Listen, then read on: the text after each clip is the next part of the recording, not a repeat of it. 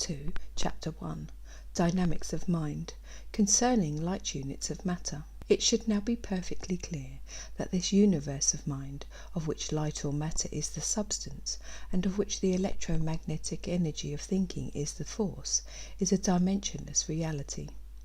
It should also be perfectly clear that this creating physical universe of form is an illusion of the image-making faculty of mind, the one inspired supreme purpose of which is to conceive idea and give it the appearance of form. It should also be clearly understood that form and dimension are attributes of motion, and in no way are they attributes of matter, which is the substance of mind, exactly as the form of bubbles in the ocean foam are attributes of motion and not of the ocean substance. It should be perfectly understood from now on that in making an analysis of the effects of motion, which constitute this creating universe, we are dealing with an illusion, an idea only, which has its cause in thinking mind. The universe of illusion is a corpuscular universe. All dimension of matter and energy is corpuscular. All expression of force is corpuscular. Corpuscles are inconceivably small particles of matter, or light, or mind substance, which have been churned into motion by the electromagnetic force of the thinking process of mind, exactly as bubbles are particles of water, and air churned into motion by the force of a propeller. The complexity of motion of these corpuscles is the sole cause of the illusion of a universe of many things, evolved from the imagination of thinking mind. As it should also by now be thoroughly understood that the words matter and light are used in the sense of characterizing the substance of mind, and that the word energy is used in the sense of characterizing the force or life principle which makes of mind a thinking substance, that the words electricity and magnetism are used in the sense of characterizing the apparent division of the one force of energy into the appearance of two. The relator will henceforth use these words with the assurance that the line between reality and illusion has been sufficiently well drawn to justify the omission of qualifying words. Let it then be clearly understood that the universe of mind is that which man characterizes as the spiritual universe, and that the universe of dimension is man's physical universe. One is cause, the other is effect. One is real, the other is illusion. Man has to do with illusion during those periods in which he is forming the idea of himself as illusion. So therefore it is necessary that he shall understand the dimensions of the universe of illusion, in order that he may control them. Man has long ago discarded the corpuscular theory of light in favour of the theory of electromagnetic effect, of undulating waves which are supposed to exist in the ether. He must now replace this second theory, for the ether of man's concept is non-existent. There are no undulating ether waves. Light is corpuscular. Modern science has proved mathematically that light could not be corpuscular because of certain phenomena known as interference and aberration.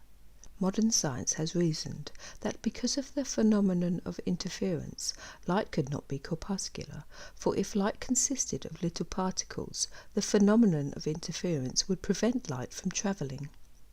It is presumed by man that light travels, because the evidence of his senses so convinces him.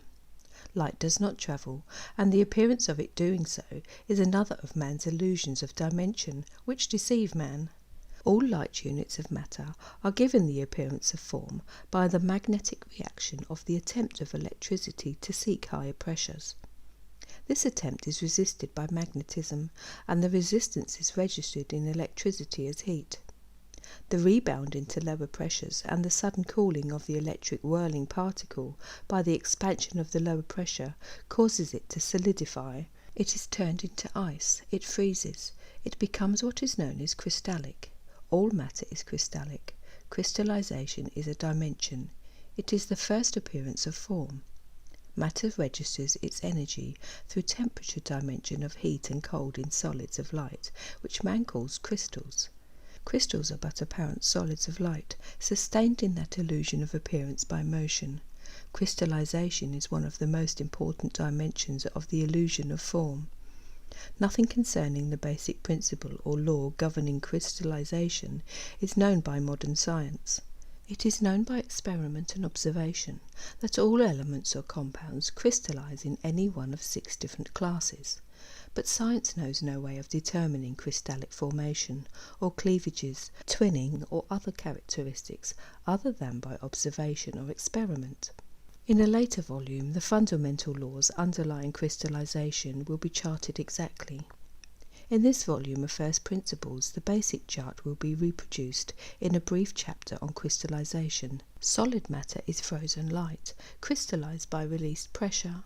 The harder it freezes, the more solid it appears to be. The slower its motion, the harder it freezes. The faster its motion, the more quickly it melts. All form of matter has its melting point in temperature, at which point matter begins to disappear as form of matter. The more solid matter is, the higher the temperature necessary to melt it. Man's solids are but light retarded in its 12th dimension, which is axial rotation, and sustained in that state of decelerated motion by the energy of gravitation, sturdily opposing disintegration. Man's dependable realities are form and dimension. Man's concept of reality is solidity. Solidity is an illusion of dimension. Solids are possible only above certain pressures and below their corresponding temperatures. The greater the pressure, the higher the freezing point. The lesser the pressure, the lower the freezing point. Man's dependable realities are but the ices of substances. And so are all things which man knows and sees and feels and stands upon and builds upon, and upon which he relies as true, and staunch and real and everlasting. All are but as ice, and, at their respective melting points, as reliable as ice.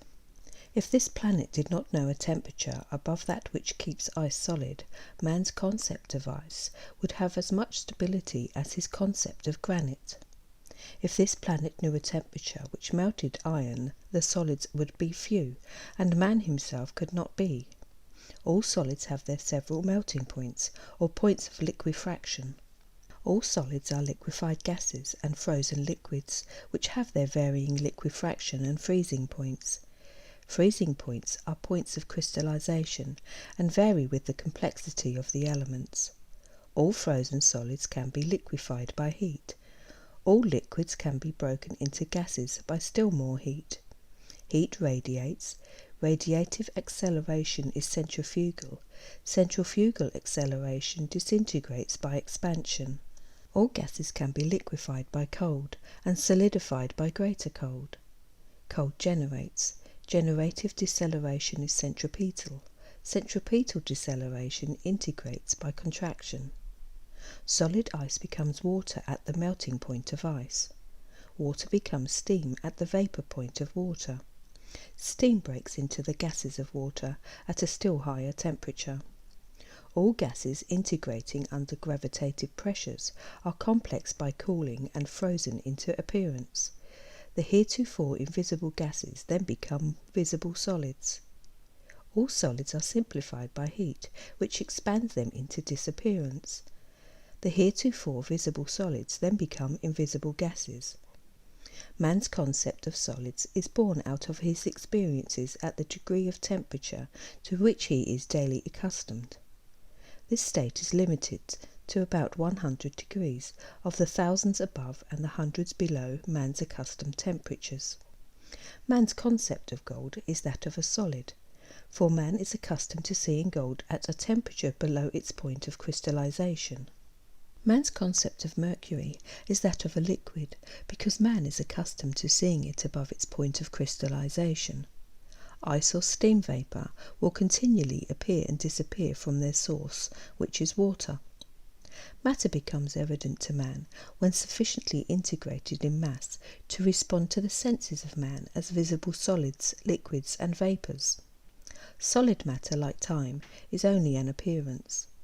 Time appears with growth, with day succeeding night, with the seasons and with the sequence of events. Deprive the universe of these hourglasses of time, and time itself disappears. Matter, in its form dimensions, is an appearance which is the result of motion. Deprive the universe of motion, and form of matter disappears. It again resolves itself into the dimensionless substance of matter, from which it was born as an appearance. The transforming of the substance of light into matter can be likened unto the transformation of water into ice.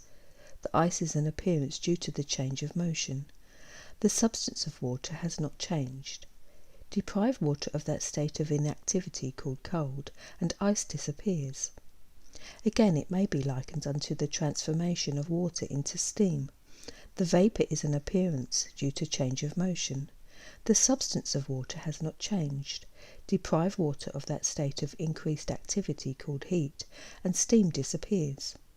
The substance of matter is eternal, but the appearance of matter in form is fleeting. That which is not eternal will eventually disappear until the swing of the cosmic pendulum recalls its orderly and periodic reappearance. Ice and steam vapour will continually appear and disappear from their source, which is water. States and form of matter will continually appear and disappear from their source, which is the higher octaves of light. Water has not changed in its apparent transformation into ice or into steam vapour.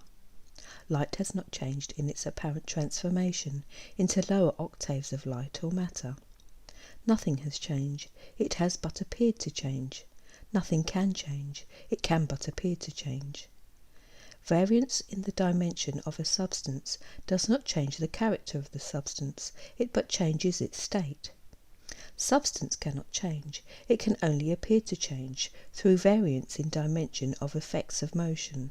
Just as the spokes of a wheel appear to change into a solid disc when set rapidly in motion, so does mind substance appear to change into a complexity of forms and degrees of apparent solidity in accord with the variable speed of motion of electrically accumulated potential. Also, as the dimensions and numbers of the spokes of a wheel give the appearance of greater or less solidity according to the speed of their motion, so do the elements appear more or less solid, in accord with the closeness or openness of their orbits and their integration. All of man's elements are the same in substance, their apparent difference is due to the difference in dimension only. Man's concept of substance is the result of his concept of a physical universe of many substances. Man's concept of a spiritual universe is that of a substanceless universe. Man differentiates between the spiritual and the physical universes simply because one responds to his senses and the other does not. When the range of man's senses includes the entire range of light, he will then know that there is no difference between the spiritual and physical, except variance in motion, which variance does not constitute a difference in substance. From the high octaves of that which he terms spirit to the low octaves of matter, and back again to spirit, is but a transition from non-appearance to appearance and back to non-appearance. Transition is not change, it is but a journey. From invisibility of substance to visibility and back again to invisibility is not change, it is but an illusion. Creation is but a journey of the thinking mind of the Universal One into the illusions of his divine idea. Creation is but a manifestation of God's sublime idea of a universe of space and time and motion. Creation is but a materialization of images thought out during the thinking process of mind in action. Idea is the sole product of thinking. Thinking is the sole purpose of mind. Man cannot conceive an unthinking or an inactive mind. Man cannot conceive any other purpose for mind than that of thinking. Man cannot conceive any other product of mind than that of idea. If the one substance had not been a thinking substance, the universe would have been without sex, force, or motion. If it had been a static substance, at rest in the perfect equilibrium of uniformity, dynamics would not have been. Without sex, force, and motion, appearance and effects could not be. Without appearance, dimension could not be. If the universal substance had not been an energized thinking mind, its composition and attributes would have been uniform throughout this dimensionless universe of perfect equilibrium, perfect balance. A static divine mind, being without energy, would have been non-creative, and that which man knows as creation would not have been. Without the energy of thinking, mind would not have had the power to transmute motion into those elements which man calls matter, or into those forms which man calls created things. If universal mind suddenly ceased thinking, all created things would instantly disappear. All form dimensions of matter, deprived of the generative energy of thinking mind, would instantly become dissociated and deconcentrated and give place to a state of inert dimensionless uniformity. The created universe of illusions would disappear. The apparent stability of solids, maintained in their appearance of stability by the equilibrium of motion in opposition, would instantly give place to the real stability of the one substance, but it would be devoid of light. The universe would immediately become a motionless universe of black, immeasurable cold. It would be without the image-making faculty and without intelligence. Its knowledge would be that of mere perception of the reality of existence without the ability to form idea or to conceive it. All dimensions of motion are registered in the minute particles heretofore referred to as light units. As all motion is expressed in waves and registered in form, and as form begins to evolve from the integration of light units, it is well to briefly define the dimension and structure of the light unit in order to correct the misconcept of matter as something apart from life and light and energy. All effects of dimensions of first cause begin with the birth of each light unit. Each point in the universe is the centre of the universe. Each point is the beginning and the end of each 10-octave swing of the cosmic pendulum. Each newborn corpuscle or light unit is a centre of disturbance from which the entire universe responds to its alternating electromagnetic pulsations. Motion, once started, never ceases until it runs the entire gamut of the 10-octave range, from which point it begins again. The light unit of the highest octave and lowest potential eventually becomes a light unit of the lowest octave and the highest potential. Light units are omnipresent throughout the universe. All effects of thinking are omnipresent throughout the universe. Nothing is which is not universal. Light units are the beginning and the end of that super-majestic illusion which man calls creation. They constitute all that man calls created things, which in truth are creating, evolving things. The creating of these corpuscles is as continuous as thinking is continuous. The concept of man that corpuscles are existence in perpetuity is as wrong a concept as the concept that they are unchanging in their electromagnetic charges and other dimensions. Reproductive waves of electromagnetic motion in opposition are made up of corpuscles to register as dimensions in matter, the idea of thinking mind. Corpuscles are the children of generative energy, born of generative energy and continued by generative energy, even as you and I, and they die of old age through lack of it, even as you and I. They are living, thinking beings, male and female, even as you and I. They organise and integrate into complex forms of matter through the elements of matter which register the idea of all thinking. Elements of matter are orderly periodic dimensions of the substance of matter. They are living, breathing, pulsing children of light, children of the father-mother substance of mind, even as you and I. Yes, even as you and I, for of such and nothing else we are composed. Light units are born into this universe of illusion as an appearance, registering an idea of thinking mind, even as you and I. They take their place in complex systems of complexing idea, ever registering the complexing of the idea of thinking. Man is but a complex organisation of light units, functioning under the government of that idea of thinking mind, called man.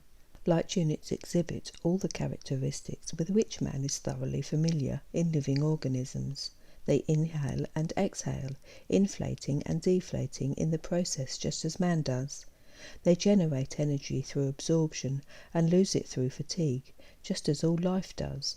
All light units and systems of light units are both generative and radiative, as all more complex living organisations are both male and female. Just as the male of all creating things is both male and female, but preponderantly male, so all light units and systems of light units are both generative and radiative, but preponderantly one or the other. They integrate into form and they disintegrate into their disappearance of form, just as all growing things evolve and devolve. They have their periodicities of sleep and wakefulness, which is their periodic day, just as all life and all mass has its similar periodicities. All these characteristics are repeated in all multiplicity of light units combined in greater mass. Repeatedness is an absolute characteristic of all effects of motion. All mass inhales and exhales, exactly repeating the simple familiar phases common to all life, for all matter is living matter. The sun inhales and exhales. The 5.5-year contraction of the sun to its maximum sunspot period is its inbreathing, and its alternate dilation to its minimum sunspot period is its outbreathing. There is no difference in principle between the breathing of a light unit and that of a giant sun. The only difference in effect is one of dimension. The pulsation of a light unit may be 30 trillion to the second, whereas the giant sun may complete one inhalation in 5 years. Inhalation is for the purpose of continuing the apparent existence of form in matter. Inhalation is regeneration, it is integration, it vitalizes, nourishes, refreshes. It continues that which is known as life. Exhalation is for the purpose of discontinuing the apparent existence of form in matter. Exhalation is dissolution, it is disintegration, it devitalizes, exhausts, fatigues, it discontinues that which is known as life, and leads ever toward that which is known as death. Light units have the appearance of individuality, even as you and I. There is no individuality in this universe of mind, there is but an appearance of individuality. This is a universe of the one thing. That one thing is mind. The substance of thinking mind in action is light.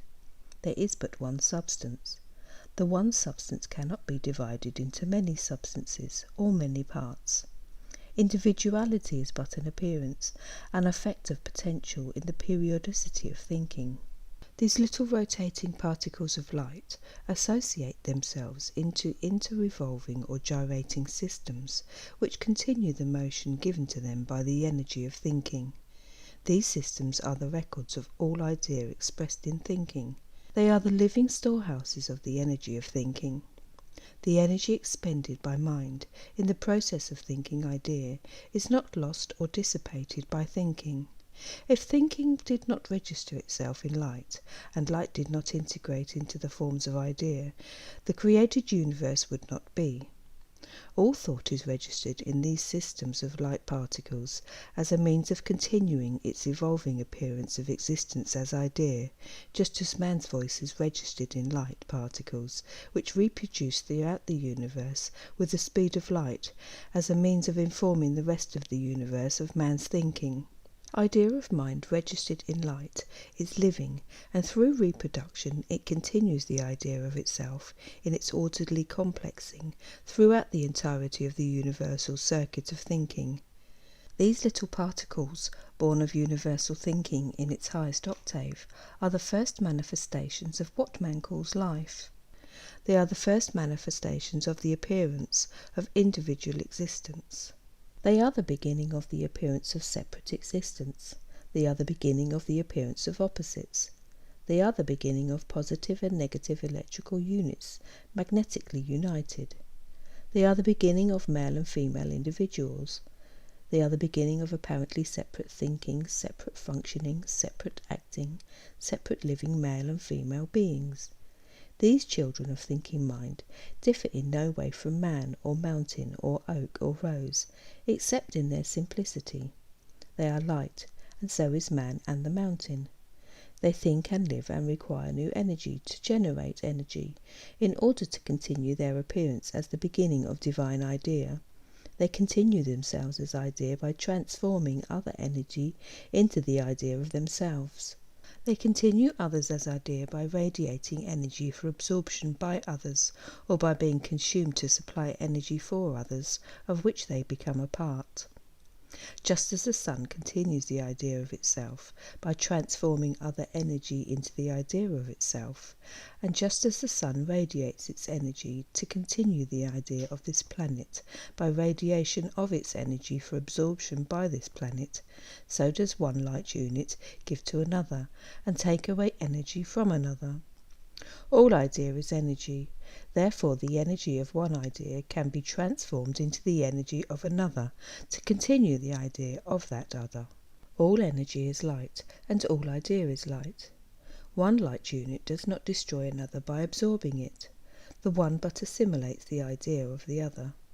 An external unit such as Neptune in our solar system would not be destroyed by being drawn into the sphere of a new integrating system.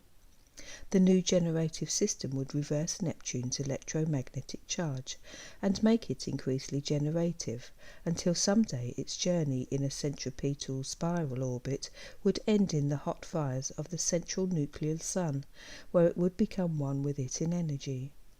Again, in accord with periodic law, would the idea of Neptune be reborn in energy, and once again would it either travel the path of the opening spiral toward nebulosity, or the closing spiral path of another new system. Or, if it were not so drawn into another system, it would in time disintegrate its mass through expansion and cessation of motion into a negative nebula, and reform through inertia into a positive nebula. All idea is born of the energy of thinking, and all idea continues itself as idea by the energy of its thinking. Light units grow, just as all things grow, and by the same process, the absorption of energy of other light units. Just as simple idea becomes involved and complex in the thinking, so do light units grow from simplicity to complexity. Radium was once hydrogen, gold was lithium, man was helium, the mountain was silicon, the cooling dew was flaming nitrogen, and all were all of these, and all things else. Everything that is of everything else that is. Man is but an involved and complex organisation of countless myriads of light units assembled into systems, and systems of systems, in the orderly process of continuous thinking of the idea of man. In the complexing of the idea of man, these myriads of light units coordinate in order to function in accordance with the evolving idea of man. Each thinking light unit adds to the idea of itself from the source of idea, and all thinking registers itself in new light particles. Just as a growing nation coordinates its functions, so does the complexing idea of man coordinate its functions. Just as a nation of people divides the work of its units and centralizes its government for the continuation of the idea of itself as a nation, just so does that complex organization called man divide the work of its units and centralize its government in order to continue the idea of itself as man. Man's concept of a thinking brain as the only thinking part of man is a wrong concept. The brain is but the seat of government of that nation of thinking light units called man. These light units, assembled as man, think individually, but coordinate as a unit, and each functions in its place, else the idea of man could not continue. Man also thinks individually, but coordinates as a unit in universal thinking. The individuality of man as a part of the universe is exactly analogous to the individuality of a light unit as a part of man. This is the great law of evolving idea. Idea is evolutionary and continuous, therefore is the recording of idea also continuous. Idea is constantly building itself up in all forming systems. This is integration. This is what man calls growth. It is life. Idea is constantly tearing itself apart. This is disintegration. This is what man calls fading. It is death. Integration and disintegration are simultaneous in all systems. Integration is growth. Fading is growth. Disintegration is life. Death is life. Of this more will be written in its proper place, for it will be more easily understood when the cause of electricity, magnetism and gravitation has been made clear. and also when the laws of magnetic and electric lines of force, which by their opposition cause the appearance of that which man calls the created physical universe, of integrating and disintegrating matter, has clearly been written down. Chapter 2. Electricity and Magnetism. Definitions. Electricity is the active, attractive force within mind, which appears to concentrate, contract, and compress the non-compressible substance of mind into the forms created by the process of thinking, and to evolve those forms by raising the potential or power dimension of energy by accumulation. Magnetism is the reactive, repellent force within the substance of mind, which appears to expand the forms created by mind in the process of thinking, and to accomplish their dissolution through lowering the potential of energy by releasing the accumulation. Positive electricity is the generative energy of thinking mind, registered in light units, which are gravitationally or centripetally resisting magnetic influence by expelling it. The light units are contracting, registering their contraction and their resistance to magnetism in heat. Their electric orbital motion is toward a closing spiral in one plane. Positive electricity is that state of motion in which electricity dominates magnetism. Positive electricity is that state of motion in which centripetal force dominates centrifugal force. Negative electricity is the radiative energy of thinking mind, registered in those same light units which are radially or centrifugally yielding to inflowing magnetic influence. They are expanding, registering their yielding and their expansion in cooling, and their electric orbital motion is toward an opening spiral in many planes, culminating in nebulosity. Negative electricity is that state of motion in which magnetism dominates electricity. Negative electricity is that state of motion in which centrifugal force dominates centripetal force. Laws. All mass is both electric and magnetic. All mass simultaneously expresses both opposites of all effects of motion, and each opposite is cumulatively preponderant in sequence. All electromagnetic mass forms into systems of units which revolve in spiral orbits, both centripetally toward and centrifugally away from nuclear centers. All preponderantly charging systems are positive systems. All preponderantly discharging systems are negative systems. All preponderantly contracting systems are positive systems. All preponderantly expanding systems are negative systems. All systems whose spirals are preponderantly closing spirals are positive systems. All systems whose spirals are preponderantly opening spirals are negative systems. All systems of preponderantly lessening volume are positive systems. All systems of preponderantly increasing volume are negative systems. All systems of preponderantly increasing potential are positive systems. All systems of preponderantly lowering potential are negative systems. All preponderantly integrating systems are positive systems. All preponderantly disintegrating systems are negative systems. All preponderantly generating systems are positive systems. All preponderantly radiating systems are negative systems.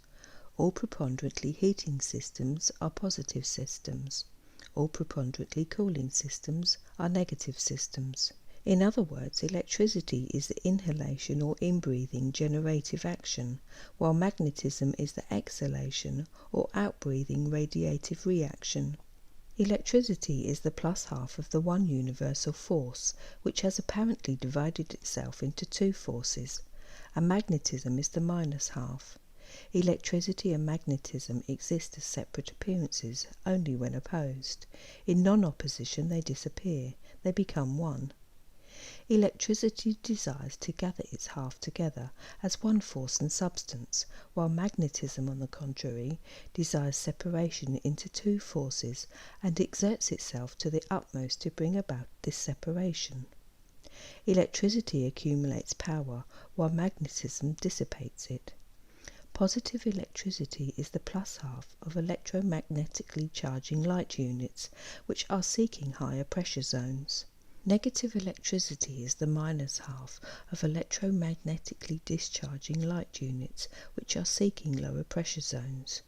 Pressure zones are those states of increasing density of integration which are caused by the power of positive electricity to attract and to accumulate energy. Electricity is the power force of the universe. Electricity accumulates power into high potential from the universal constant at the sacrifice of one of its time dimensions. Electricity is the force of resistance to the established speed of the universal constant of energy. Magnetism is the speed force, the time force of the universe. Magnetism dissipates the high potential power dimension and transforms it into time dimension of low potential. Magnetism is the force which works toward a return to the established motion of the universal constant of energy. Electricity and magnetism move in opposite directions, their departure from each other being 180 degrees. Modern science believes the departure of magnetic and electric lines of force to be 90 degrees. This is a wrong interpretation of that illusion of motion. Electricity is the force of gravitation and moves spirally toward the nuclear centre of its mass. It moves as though it were starting at the base of a cone and travelling around its surface in an ever-contracting spiral orbit to its apex. Magnetism is the force of radiation and moves spirally towards the extremity of its mass. It moves as though it were starting at the apex of a cone and travelling around its surface in an ever-expanding orbit to its base. Electricity is therefore centripetal, and its acceleration of orbital speed is in proportion to its distance from the generative centre. Magnetism is therefore centrifugal, and its deceleration of orbital speed is in proportion to its distance from the generative centre. Each force balances itself as well as its opposite force. Electricity is the generative force. To generate means to decelerate an established motion in order that it may be accumulated. Magnetism is the radiative force. To radiate means to accelerate an accumulated force in order that the accumulation may be dissipated into its established motion. Electricity and magnetism are not two separate forces, nor are they two separate substances. They are merely two different dimensions of motion.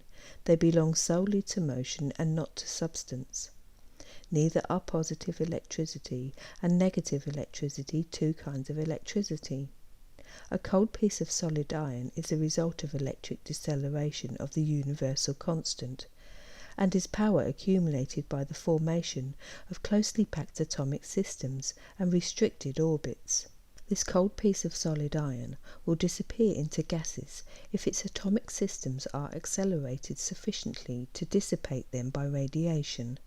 Positive and negative electricity are but two differing potentials of the same force, which must move in opposite directions for reasons which shall be made clear later in this chapter. Positive electricity can become negative, and negative can become positive by a reversal of their potentials. They are but relative in accord with their respective pressures. The sound of the human voice, for example, is an electropositive action. Its radiation into space or along a wire is its electronegative reaction. The reproduction of the voice by radio or at the other end of the wire is an electropositive reproduction of the negative reaction, which is rapidly expanding into the disappearance of lower potentials. The sudden impact of the radiating sound against the higher pressures of higher potentials reverses the process of radiation. Negative expanding centrifugal force becomes positive contracting centripetal force, and we hear the sound again. Electricity is the basis of the atom. Within every atom of the one substance is all the power of the universe. It is dynamic. The dynamic power of mind is due to the activity of thinking. The dynamic action of universal thinking is the cause of all creation and decreation. Universal thinking is the beginning of all energy. Universal thinking is the foundation of all natural law. All of nature's laws are absolute and periodic effects of their cause, which is the energy of thinking. The created universe is but an effect, due to the positive concentrating, generating, integrating energy of the dynamic action impulse of thinking, which, in its turn, gives way to a negative, expanding, radiating and disintegrating energy of the dynamic reaction impulse of thinking. The mystery of growth is within the comprehension of the man who knows the orderliness of the opposition between the positive action and the negative reaction of the two apparently opposite forces of generation and radiation set up in the process of thinking. All creating things are growing things, whether they are giant suns, or violets, or man, or elements, or compounds of the elements, or the atoms of elements. All growth is simultaneously integrating and disintegrating. In the beginning of all growth, integration is preponderant, then, in its turn, disintegration dominates. Disintegration begins with integration, and continues until, in turn, becomes the conquering force. Death is born in the cradle of life. The alternating pulsations of the process of thinking are controlled by two apparently opposing forces. One of these forces is a generating, integrating force of action, while the other is a reactionary, radiating and disintegrating force. One force is that which controls evolution, while the other is that which compels dissolution. The word of man for the concentrating, generating and integrating force which controls evolution is electricity. Electricity is the active, attractive, generative, gravitative, positive principle of creation. All decreation is the radiating, disintegrating energy of dynamic thinking. The mystery of that which man calls death is within the comprehension of the man who knows the orderliness of radiative thinking. There is no death. Death is but the beginning of life. Decreation is continuous, as thinking is continuous. Decreation is but the degeneration of that which has been generated. It is but the reaction of action. Man's word for this radiating, disintegrating force which compels dissolution is magnetism. Magnetism is the separative, repellative, radiative, negative principle of creation. Electricity is the vitalizing property of matter. Magnetism is the devitalizing property of matter. Electricity is the father, the male principle of thinking mind. Magnetism is the mother, the female principle of thinking mind. Magnetism is born of electricity. Electricity and magnetism are one. That one is the father-mother principle of thinking mind. Their apparently opposite desires merged together make one. They are not two opposite principles, they are but the one dynamic principle. In the entire universe there are no opposites. Each is of the other, and is the cause of the other, and the energy of thinking, in which these two forms are in apparent opposition, is the cause of their apparent separability. Electricity is magnetism revitalized. To be vitalized means to be unequalized, or opposed in relation to surrounding pressures. Magnetism is electricity devitalized. To be devitalized means to be equalized, or non-opposed in relation to surrounding pressures. The activity of vitalized force is the desire to attain a state of increased opposition. The inactivity of devitalized force is the inertia of a balanced state of non-opposition. Radiation is but the separative reaction of the cumulative action of generation. Radiation is but the lowering of a higher potential. Radiation is the exact opposite of gravitation, which is the raising of a lower potential. Disintegration is but the separative reaction of the cumulative action of integration. Action and its reaction added together are but one. If mind were not a thinking substance, both electricity and magnetism would not appear to be opposites. Their apparent opposition is the cause of their complexity, which man calls creation. The father principle of mind is the electropositive force and the cause of centripetal force of motion. Centripetal force is born of decelerative resistance to the established universal constant of energy. The mother principle of mind is the electronegative force and the cause of centrifugal force of motion. Centrifugal force is born of accelerative returning to the established universal constant of energy. The electropositive force is that in which electricity dominates magnetism and accumulates power by transforming speed into power.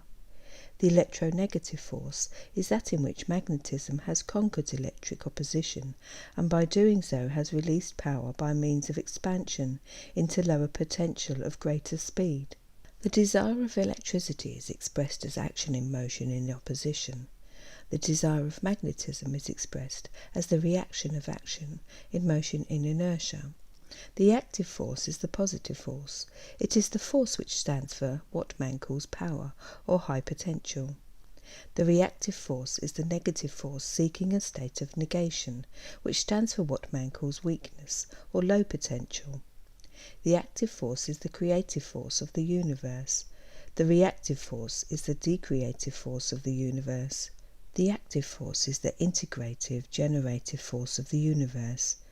The reactive force is the disintegrative, degenerative force of the universe.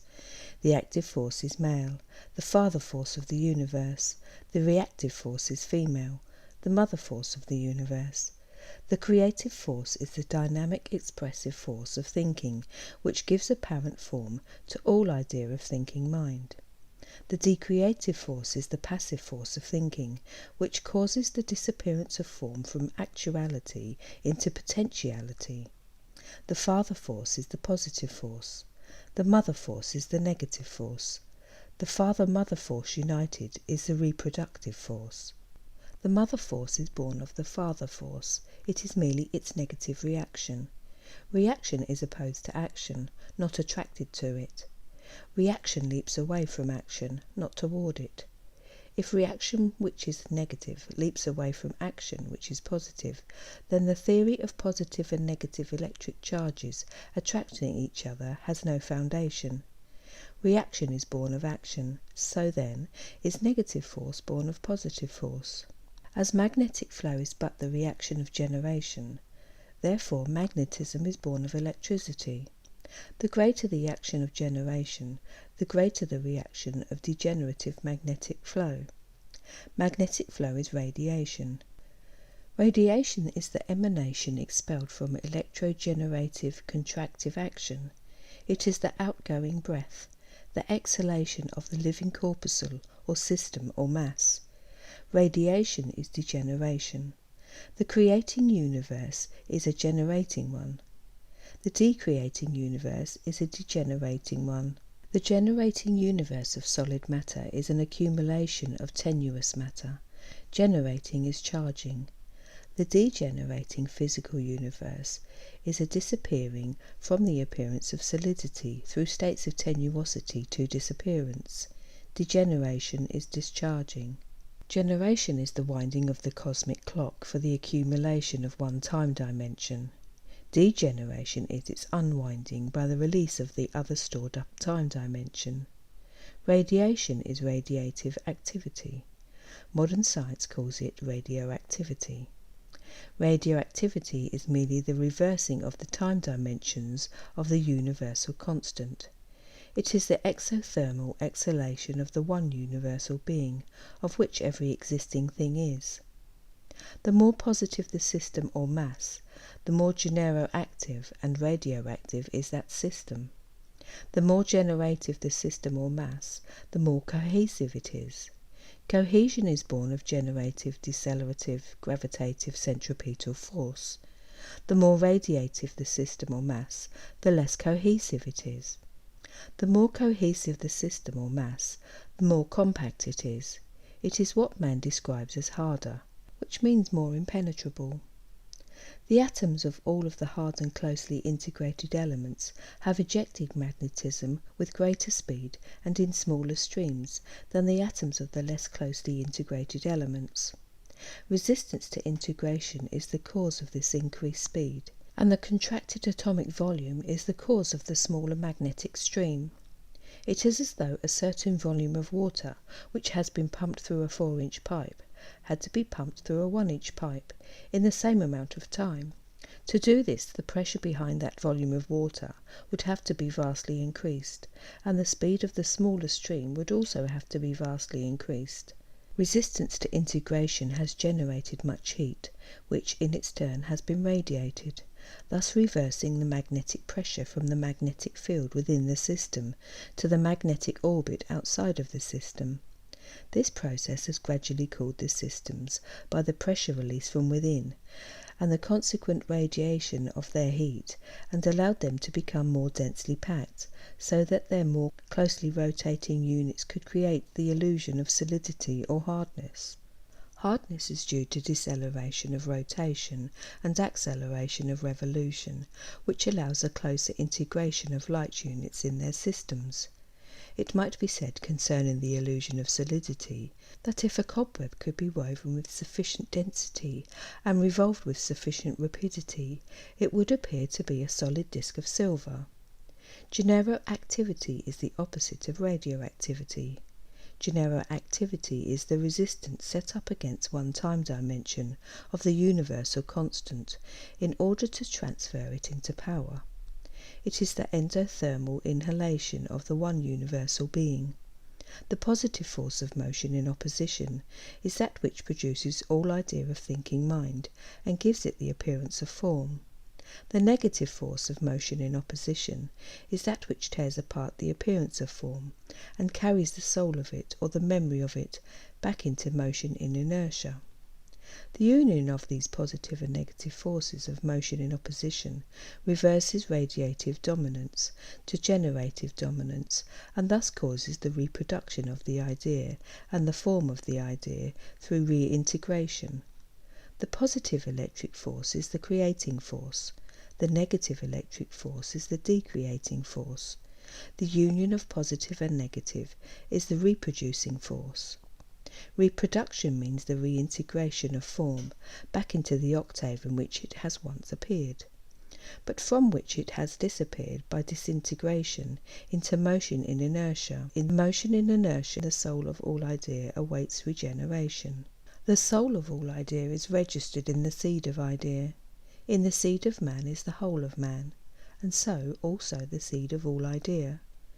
All idea and all form of idea is electrically conceived and electrically evolved to its highest limitations of potential. It then becomes magnetically dissipated and devolved to its lowest potential. The desire of electricity is divisibility of the indivisible mind substance into parts. Electricity craves separation from magnetism.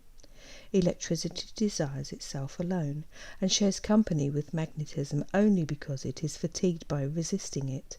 Electricity would tear the mind substance apart in its desire to materialize divine idea into form.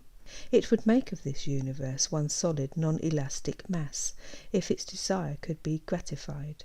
Now it must be remembered that the substance of mind is a perfect, homogeneous, indivisible one. Electricity cannot separate from magnetism, and its attempt to do so gives only the appearance of separation into parts. Magnetism does not desire companionship or union with electricity, nor does it desire its own continuation as a separate force. It desires to extinguish electricity as a separate force by separating its particles. Its own extinction would be the consequences of the gratification of this desire. Magnetism desires an equilibrium of motion and absolute inertia, while electricity desires action, and is not concerned with the reaction which adjusts that action in an equilibrium of motion in opposition. The force of electricity is the generative centripetal force of contraction into the appearance of form. It is the opposite of the reactive force of magnetism, which is the force of radiative centrifugal expansion into the disappearance of form. Evolving matter or idea or form is electrically preponderant. This means that positive charge predominates. Devolving matter or idea or form is magnetically dominant. This means that negative charge predominates. Evolving appearance of form in matter is a periodic integration due to positive electromagnetic opposition, in which the generative force of electricity is preponderant.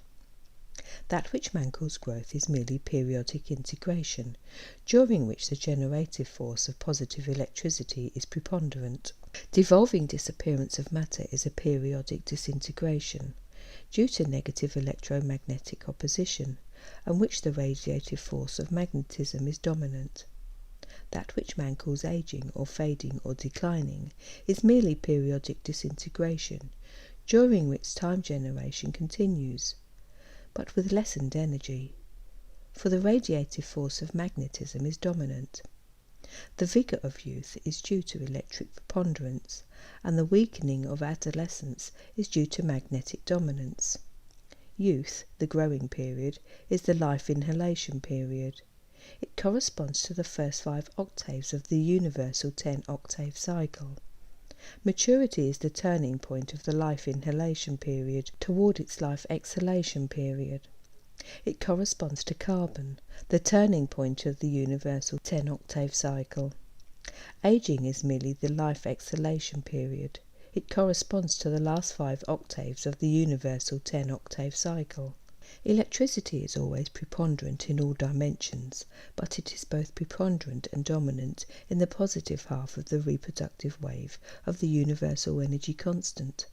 Magnetism is never preponderant, but it is dominant in the negative half of the universal energy constant. Youth is preponderantly generative, or power accumulative. Age is dominantly radiative, or power releasive. Youth is preponderantly electropositive, or integrative. Age is dominantly electronegative, or disintegrative.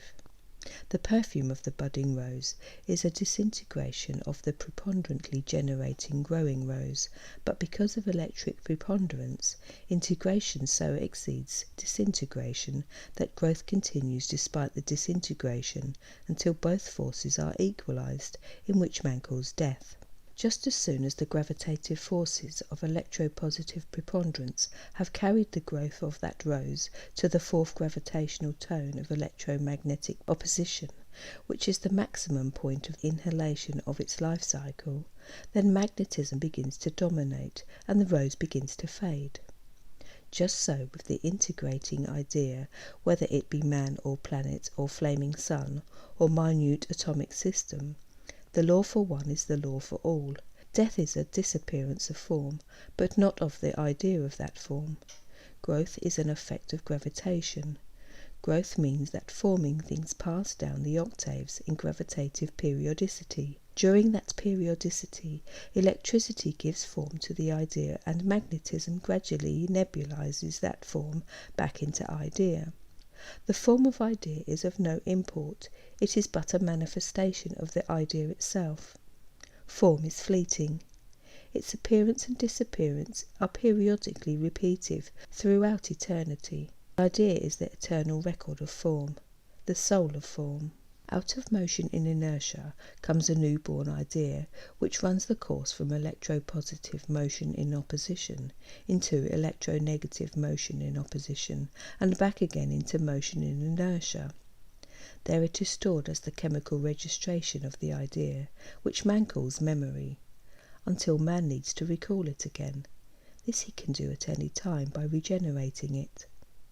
The idea of the rose differs from the newborn idea of man's thinking, in that the rose is a very much evolved old idea, the memory of which, in its millions of generations of evolving through motion in opposition, is stored in the seed of the rose, in motion in inertia, ready for regeneration or reincarnation at any time. All evolution of idea of mind into form is electric and is limited to electropositive motion in opposition.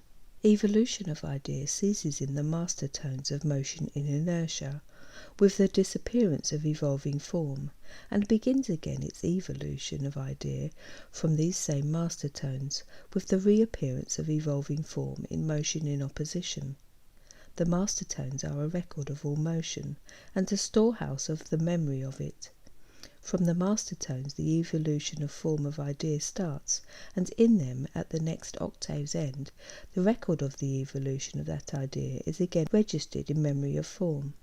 Evolution is but the inevitable effect of periodicity, which is characteristic of all phenomena of this creating universe. All growth and declination, also all evolution of the million generations of growth and declination of form, are but stages of the periodicities resulting from the electromagnetic oscillating process of thinking. The universal mind substance of matter or light could not be anything but a thinking substance, because of its possession of electricity and magnetism as attributes of energy.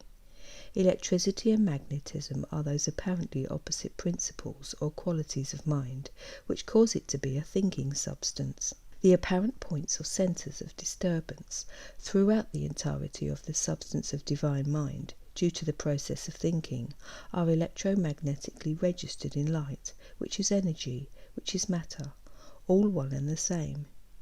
Evolving and devolving forms of matter are but changes of various dimensions. The law of the growing rose is the same for man, or giant sun, or stellar galaxy. Electricity attracts, magnetism repels. Electricity and magnetism move in opposite directions, their departure from each other being at 180 degrees. Electric lines of force approach each other at 180 degrees. Magnetic lines of force depart from the line of direction of electric force and also of magnetic force at 180 degrees. Electric energy reproduces itself by induction and dissipates itself by conduction, at an angle of 90 degrees to the lines of direction of induction and conduction. Chapter 3. New Concepts of Electricity and Magnetism. The concept of modern science regarding the mutual attraction of oppositely charged particles and the mutual repulsion of similarly charged ones is fundamentally wrong. This concept claims that positive charge repels positive charge and attracts negative charge, whereas, instead, positive charge attracts positive charge and expels negative discharge. Electricity is the attractive force of this universe of integrating matter. The belief that positive charge repels positive charge is inconsistent with the accepted fact that density increases as pressure and positive charge increase. Greater density and greater pressure are both due to the power of electricity to attract electricity. If positive charge, density and pressure increase in the direction of the gravitative centre, where the attribute of attraction is at its maximum in a mass or system, and decreases in the opposite direction, which is the direction of negative discharge, it is inconsistent and illogical to claim that positive charge repels positive charge. Cohesion increases as centripetal force predominates, and positive charge increases with the increasing ability of mass to cohere. On the contrary, cohesion decreases as centrifugal force predominates, and negative discharge increases with the decreasing ability of mass to cohere. There is no greater evidence of the truth of this than the known fact that any mass accelerates its speed as it approaches a mass of greater positive charge, and decelerates its speed as it recedes from such a mass. Consider, for example, the acceleration of any planet or comet in that part of its eccentric orbit in which it approaches, and its deceleration as it recedes from the Sun. Consider the acceleration of the ball as it drops toward the gravitational centre of the Earth, or the deceleration of the bullet as it is forced away from the Earth. Consider the deceleration of the atom of gas, which rises of its own accord to seek its own more negative region of low pressure. Careful consideration of these many effects of motion should convince the logical thinker that accumulation of mass is due entirely to the power of electropositive centripetal force to attract electropositive centripetal force. On the other hand, the disintegration of mass is due entirely to the expanding power of electronegative centrifugal force. As the direction of electropositive lines of force is toward the apex of a cone in a closing spiral, and the direction of electronegative lines of force are away from the apex in an opening spiral, these opposing forces cannot possibly attract each other. Modern science claims that negative charge repels negative charge and attracts positive charge, whereas actually negative charge repels both negative and positive charge. Magnetism is the repellent, or separative force of this universe of disintegrating matter. Man's fixed concept of magnetism as an attractive force is also fundamentally wrong. This basic error is fast tied to every meaning of the very words magnet or magnetic or magnetism. These words are usually used in the sense of attraction. Every schoolboy has been the proud owner of that little horseshoe-shaped toy which picked up bits of iron for his amusement. This remarkable phenomenon quite naturally built up the concept of magnetism as an attractive force. Magnetism supposedly performs these miracles. So it seems.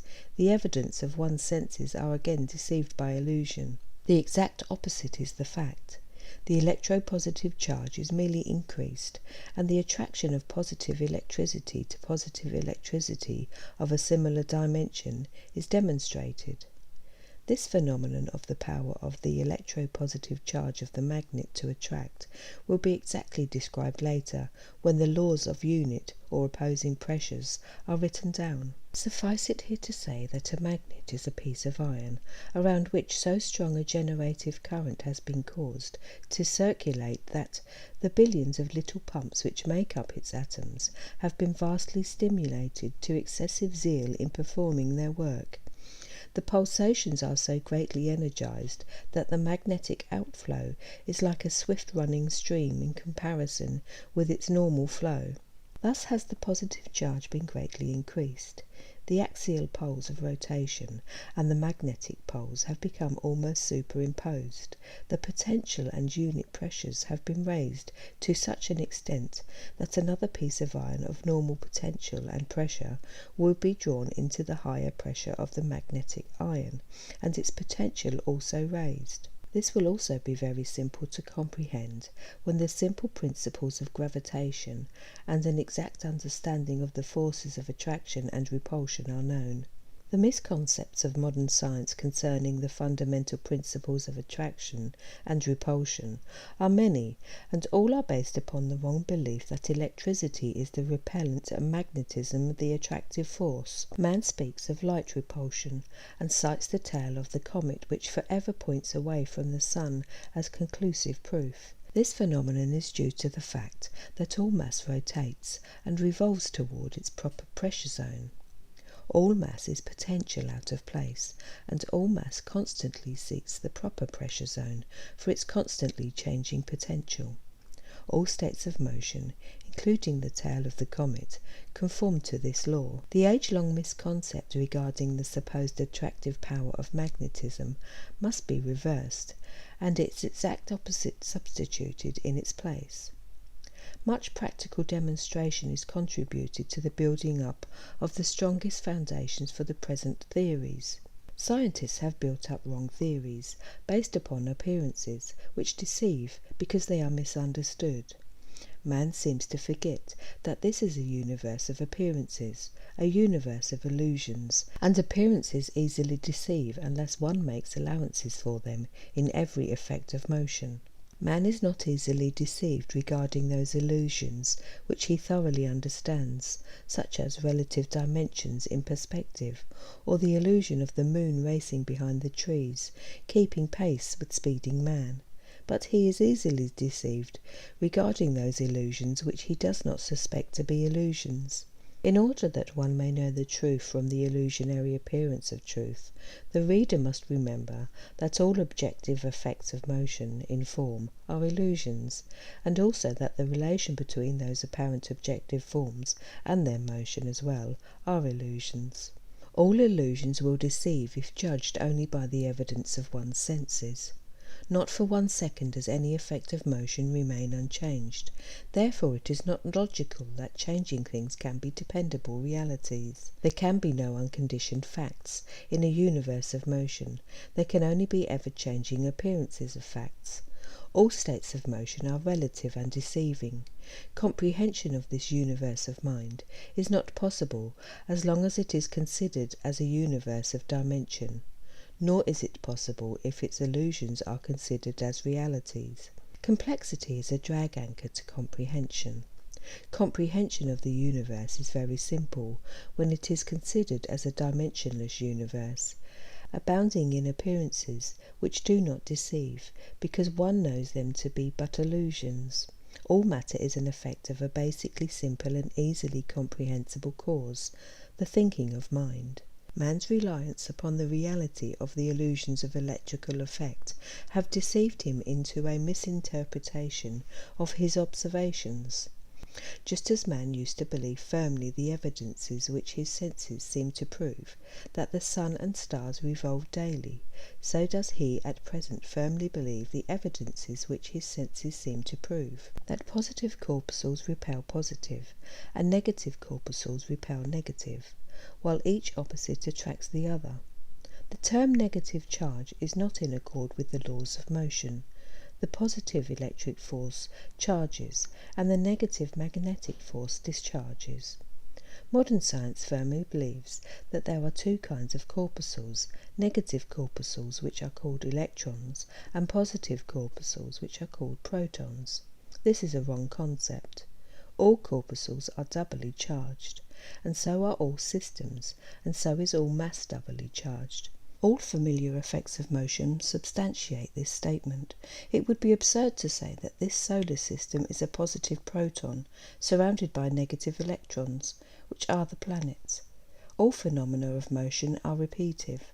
Mass is purely relative. An atom of manganese or iron is exactly like this solar system, in which the positive nucleus is concentrated, and an atom of sodium is exactly like the nebula forming in the constellation of Orion, in which the positive charge is extended and has not formed a distinct nucleus. A biologist would not think of a male as wholly male, for he knows that the male, though preponderantly male, is also female. Each sex is both electric and magnetic. They are therefore electromagnetic in periodicity, or in other words, male-female in periodicity. Here is the law in accord with truth. Positive charge attracts positive charge and expels negative discharge. Negative discharge repels both negative discharge and positive charge. The fact that electricity expels magnetism does not mean that it repels it. Expulsion is not repulsion. Expulsion is the result of electroattraction, which causes electrically charged particles to draw closer together. This effect of closer assemblage is the centripetal effect of contraction, which squeezes magnetism away from the spaces between the integrating particles of electric preponderance. The magnetic flow resulting from this squeezing process is merely the reaction of the action of squeezing. The action of electricity might be likened unto the compression of a spring from within. The reaction of magnetism might be likened unto the elastic resistance to that compression by an exactly opposite pressure of expansion from within. Opposite charges do not attract each other. They are opposites, and as opposites, their very natures are characteristic of all apparent opposites in the assertion of their opposition. A positive light unit or system does indeed attract a negative one, not because of its negative, but because of its positive attribute. One single light unit is no different than a mass such as this planet in respect to its double charge. It would be absurd to say that this planet, which is but one light unit of this solar system, and corresponds exactly to one light unit from an atomic system, is either a negative or positive unit.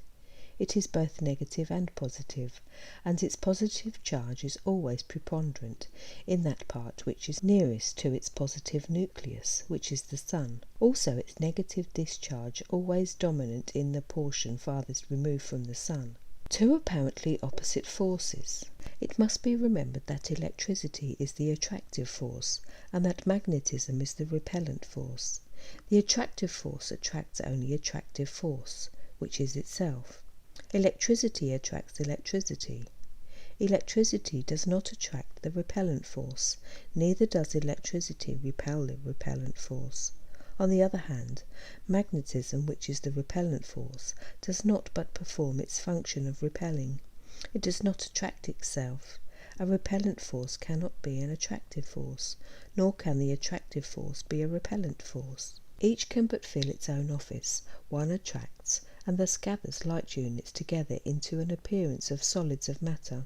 The other repels, and thus pries light units apart into the dissolution of solids of matter, into gases and vapours. Magnetism is that force within the universal mind substance which tends to preserve the oneness of universal uniformity. Magnetism desires a formless and dimensionless universe, just as electricity desires a universe of form and dimension. Magnetism prevents the apparent separation or division of divine mind into parts as electricity attempts this apparent separation.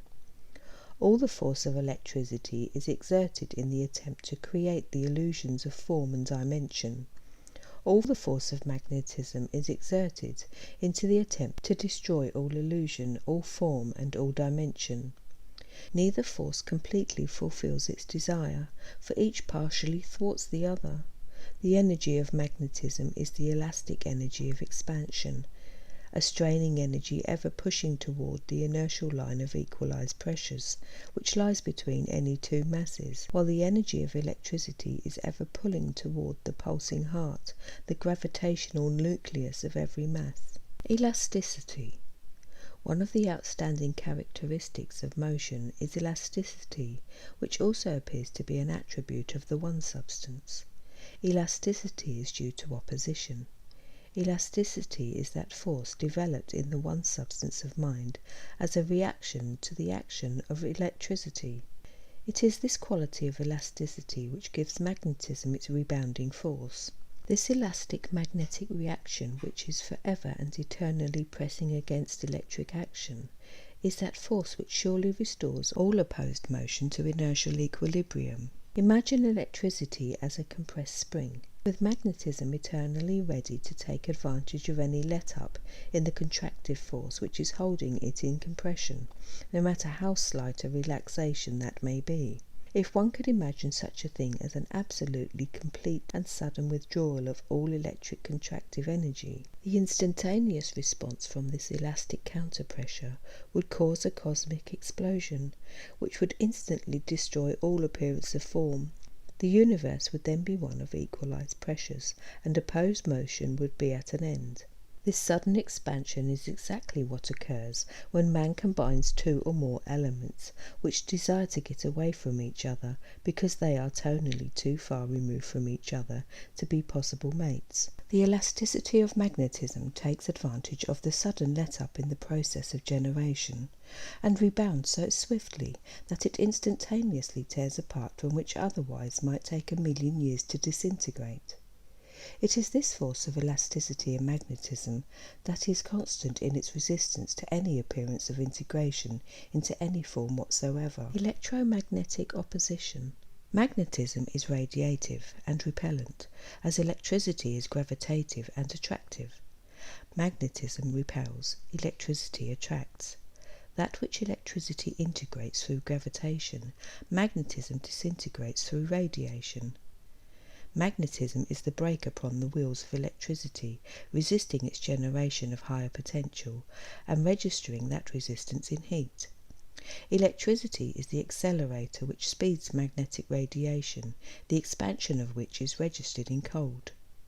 Electricity and magnetism are actually opposing forces, which leap away from each other in exactly opposite directions. Forces which depart one from the other do not attract each other. Opposing forces oppose each other. To say that positive charge and negative discharge attract each other is to say that electricity and magnetism attract each other. This would be equivalent to saying that centripetal force attracts centrifugal force, or that generation attracts degeneration, or that the charging body attracts a discharging one. One might as appropriately say that life attracts death. Electricity and magnetism are opposites, and opposites move in opposite directions. One is accustomed to thinking that male, which is preponderantly positive, attracts female, which is preponderantly negative. It is not the negative charge of the female which is attracted to the positive charge of the male, but rather the positive charge of each attracts the other. In youth, when the attraction of opposite sexes is at its maximum, the positive charge of each sex is at its maximum.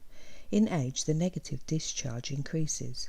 the disintegrating magnetic force dominates, the positive charge decreases, and as a result the attraction of each sex for its opposite decreases, until it disappears and repulsion takes its place.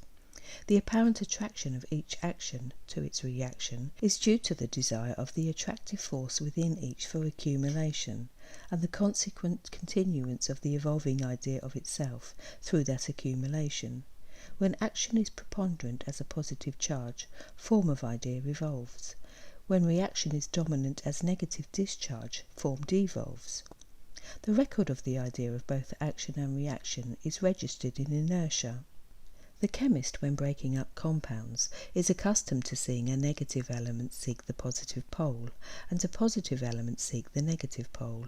He would know better how to interpret this if he would think of his elements in terms of sex, and also consider the process of regeneration of negative discharge by impact against the inertial plane, between a discharging and a charging mass.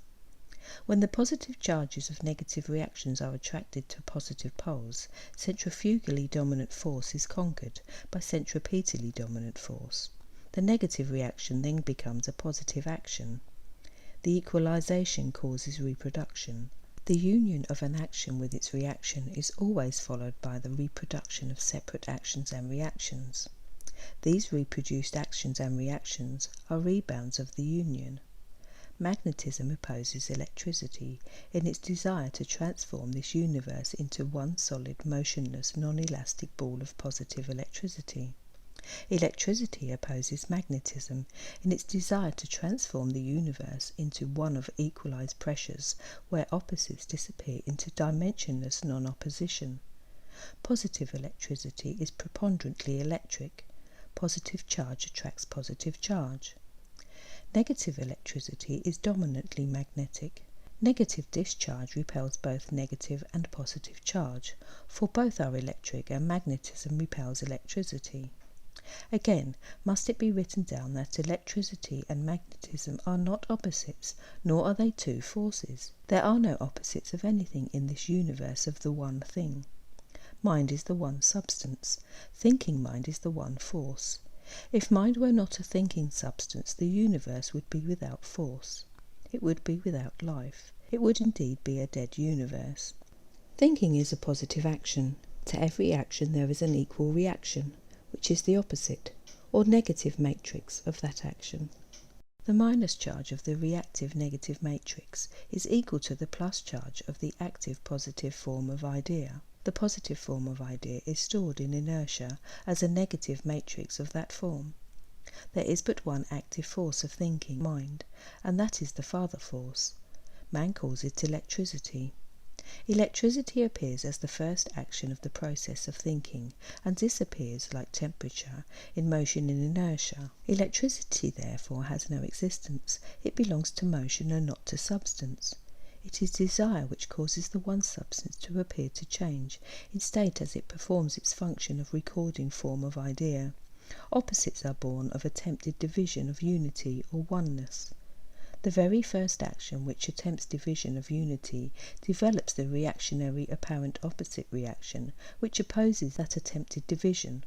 The father force, acting upon the desire of mind to create, finds that as mind is the only substance, idea and its form must be developed out of that one substance of mind. The father force, which is the image-making faculty of mind, proceeds to create idea, and then to fashion and form that idea out of the one substance. The opposing magnetic force is then born to prevent the fashioning of that substance of mind into form. For a time it vainly opposes such formation, but eventually it succeeds. Electricity and magnetism are the two major dimensions of the universal constant of mind. Therefore the beginning of creation is the beginning of an attempted separation of the one substance by the one force of the substance. The very attempt to divide the one substance gives the appearance of, but does not make two substances. It only develops two equal and opposing states of motion, which man calls forces. It but creates two illusions. Part of the energy used in the attempted division into two is given to each, and the sum total of this energy is the exact amount of the energy of the one. Electricity and magnetism are attributes of motion only, and as separate entities they are but illusions of the substance of matter. Form or solidity of matter is an electromagnetic record of states of motion. Therefore, solidity of matter is but an illusion, which is measurable by electromagnetic dimensions, which, in themselves, are but illusions. Out of the father force, then, is born the mother force, which man calls magnetism. The symbolism of the creation of Eve out of Adam is basically sound. The father force creates all idea and gives its appearance a form, but that idea cannot be perpetually held as an idea in the appearance of form, nor can it be reproduced without the union of the father with the mother force, from which the father force has parted, and with which it makes an equilibrium of unity. Both idea and form of idea return to motion in inertia, as memory, and remain there for a time as formless idea.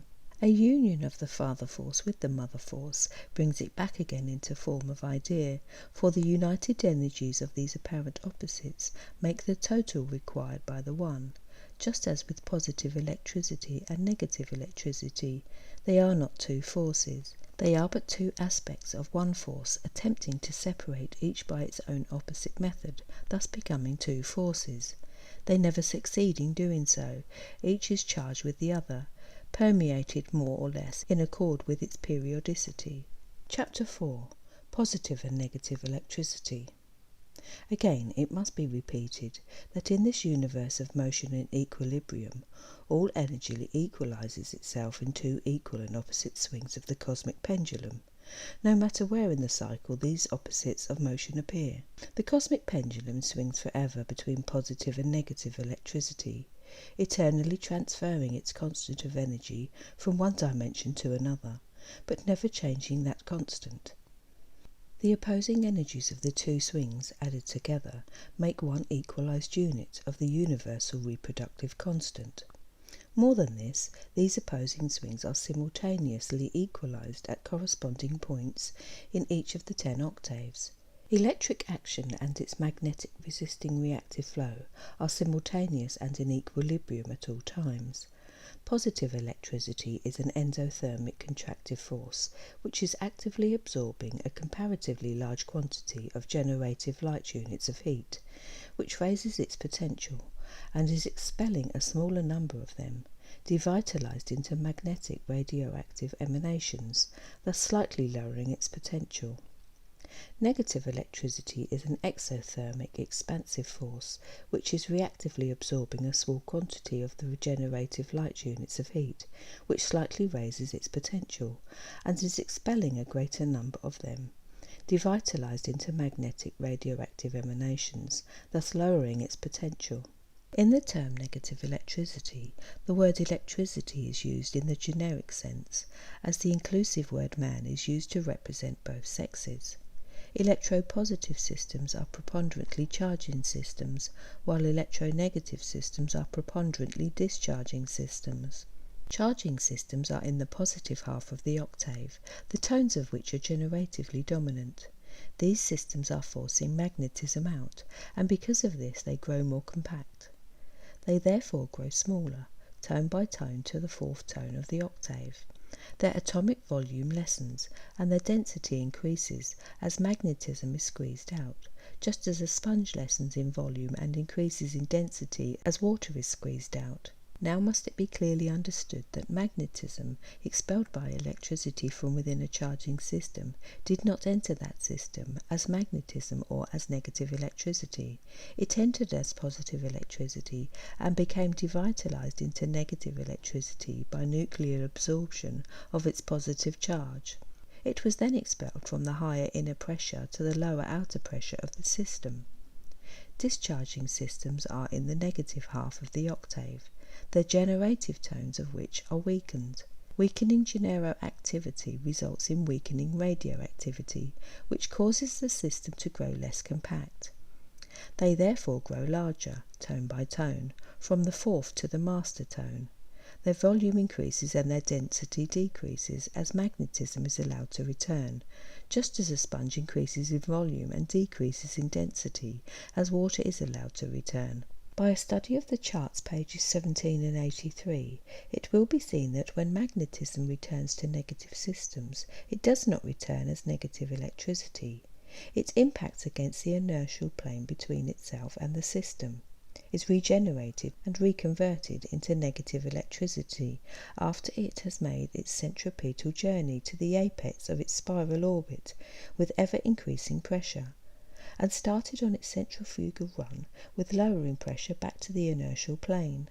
Charging systems are simultaneously discharging, but their positive charge becomes increasingly preponderant and dominant until the consequent increase of potential changes the dimension of the system. They then appear to be another substance. Discharging systems are simultaneously charging, and their negative discharges become decreasingly dominant until the consequent lowering of potential changes their dimensions. When they have readjusted their various dimensions, they in their turn appear to be another substance. Charging systems are preponderantly generative, male systems, while discharging systems are preponderantly radiative, female systems. Charging systems are exactly balanced by discharging systems. All systems are divided into 7 tones of energy. One charging tone is the exact mate of its discharging tone, balanced as one unit constant of energy. There are 4 exactly equal unit constants of energy in each octave. An octave is one universal reproductive constant. 10 octaves constitute one cycle. Tone 1+ is a charging system exactly balanced in all its periodicities by tone 1-. Likewise, tone 2+ is balanced by tone 2-, and tone 3+ by tone 3-. Tone double plus is a double tone which is neither positive nor negative. It is bisexual. These 7 tones of 4 unit constants make up the tonal universal constant of energy, which is omnipresent throughout the entirety of this universe of mind. Consider for an example of positive charge attracting positive charge, the sun of our solar system. It is the nuclear centre of this system, the point of maximum positive charge. It is therefore the high potential point of the system. Consider this planet. It is a doubly charged mass, which means that it is both positive and negative. Its preponderance is positive charge, is always toward the nuclear centre, which means that it is always toward the light. Its preponderance of negative discharge is always away from the nuclear centre, which means that it is always away from the light. The positive charge of this planet is therefore preponderant in that portion which is in daylight, and the negative discharge is preponderant in that portion which is night. The daylight portion of the planet is generative and endothermic, which means attractive, contractive, and heat-absorbing. The daylight portion is that in which the potential is increasing, where flowers open their petals and relive, where life is regenerative and wide awake. The dark portion of the planet is radiative and exothermic, which means inactive, expansive, and heat-expelling. The dark portion is that in which the potential is lowering, where flowers close their petals and become dormant, where life is devitalized and fast asleep. Just so with all the other planets. The positive charge moves around them as they revolve, ever keeping as near as possible to their positive nucleus, the sun. It is a well-known fact that high potential discharges into lower potential. Consider the radiative rays of the sun as negative light units expelled by positive contraction, which forces them to seek lower pressures and lower potential. It might be argued that these negative rays are attracted by the positive charge of the daylight portion of the planet.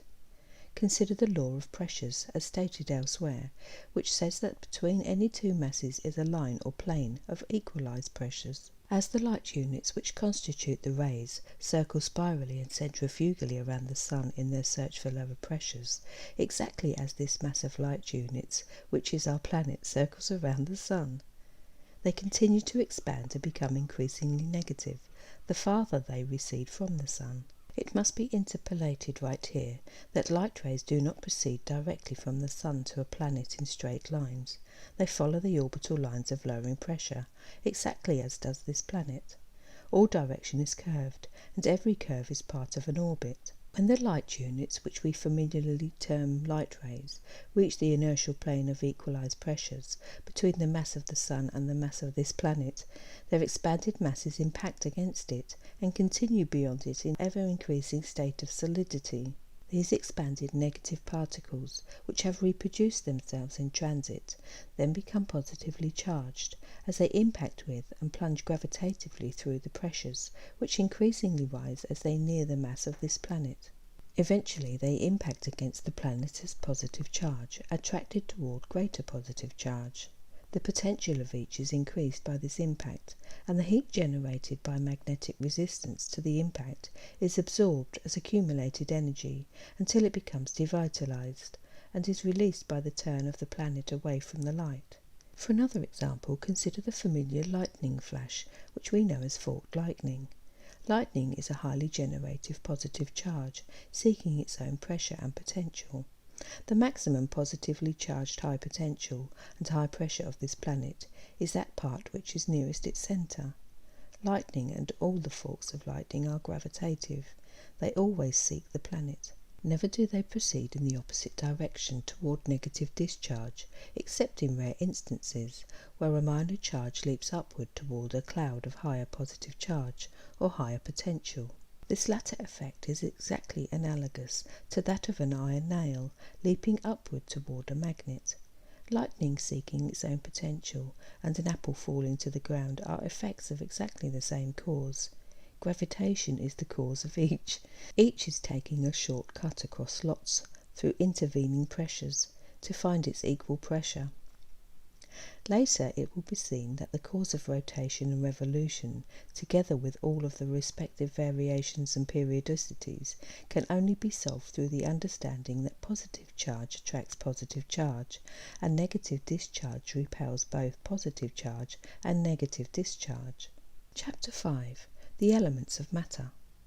The elements of matter are but varying aggregations of corpuscular light units gathered together in systems familiarly known as atoms. Atomic systems differ from solar and stellar systems solely in dimension. In substance, structure and appearance they are exactly similar. It has heretofore been stated that all effects of motion are repetitive. Mass is an effect of motion, and mass is repetitive, with no change whatsoever in its repetition save dimension. A bigger atom such as a solar system is not different from an elemental atom of the same tone in any way but size. Dimension is purely relative. The law for little mass is the same law as for big mass.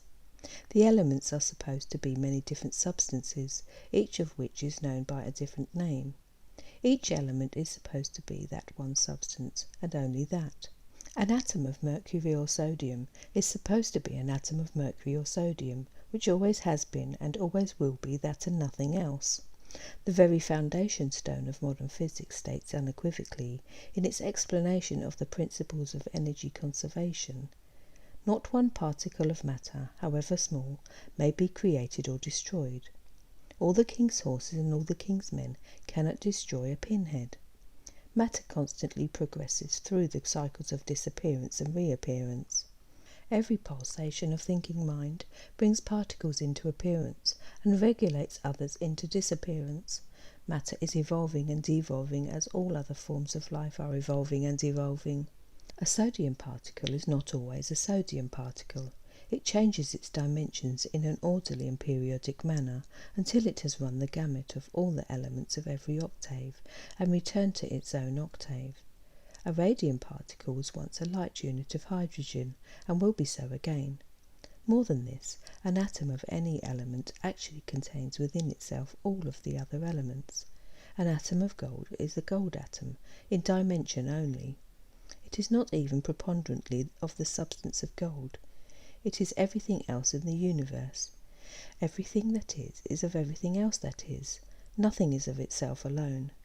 Consider for a moment an atom of manganese or an atom of iron, both of which are very similar in structure. Instead of thinking of it as an inconceivable little thing for the purpose of comparison, imagine it magnified until it is big as this solar system. One would not think of this vast solar system as an atom of any of the elements, for one knows that all of the elements are contained within it. Yet this solar system is either a manganese or an iron atom. As nearly as the relator can determine, without precise mathematical computation, and while awaiting calculation of other dimensions, it is one or the other of these elements. Its plane an extension of ecliptic, its colour as a tonal system, its tonal syllable in the octave scale, its endothermic relativity as a charging system, its tonal density, temperature and other dimensions, place it within a practical certainty as one of these two elements. Later, when calculations have been made in accordance with the relator's formula, the relative age of this system, its exact tonal orbit, its potential position, plane, ecliptic, expansion and extension will be exactly known. This first volume will not, however, be encumbered with mathematics. The basic principles of motion under which the one living being functions in his thinking are simple, and simply must they be written down. The day of the mathematician will come in the adaptation of those principles. This solar system, being just one huge atom of iron or manganese, let us say, and to our knowledge containing all of the elements of the entire 10-octave cycle in their proper proportions, can it not now be clearly seen that the concept of the elements as separate and distinct substances of exact homogeneity throughout their structures is untenable in this universe of repetitiveness in all of its effects of motion? Can it be seen that it is not the substance itself which determines its effect as an element, but merely its position and its dimension in its octave constant? Can it also be clearly seen that the substance of the element for which it has been named is not ever preponderant in its own element? This solar system, which is true to plane as iron or manganese, is not preponderantly iron or manganese in its composition. It could not be. It contains vastly larger proportions of many of the other elements, and yet some cosmic giant might gather up a handful of such systems as ours, which to him would be a solid, and analyse them in his laboratory as iron or manganese atoms. Therefore, let old concepts of many separate substances be discarded, and replaced with the true concept of but the one universal substance of many apparent dimensions, known to man in the language of inner thinking, the language of light. There is but one cosmic substance. This one substance appears to be divided into many substances, known as the elements of matter. The one universal substance first divides itself into the appearance of two opposite states of motion, which register as positive and negative elements. Then two more opposite elements appear. Then two more opposite elements of increasing potential and harder crystallization appear.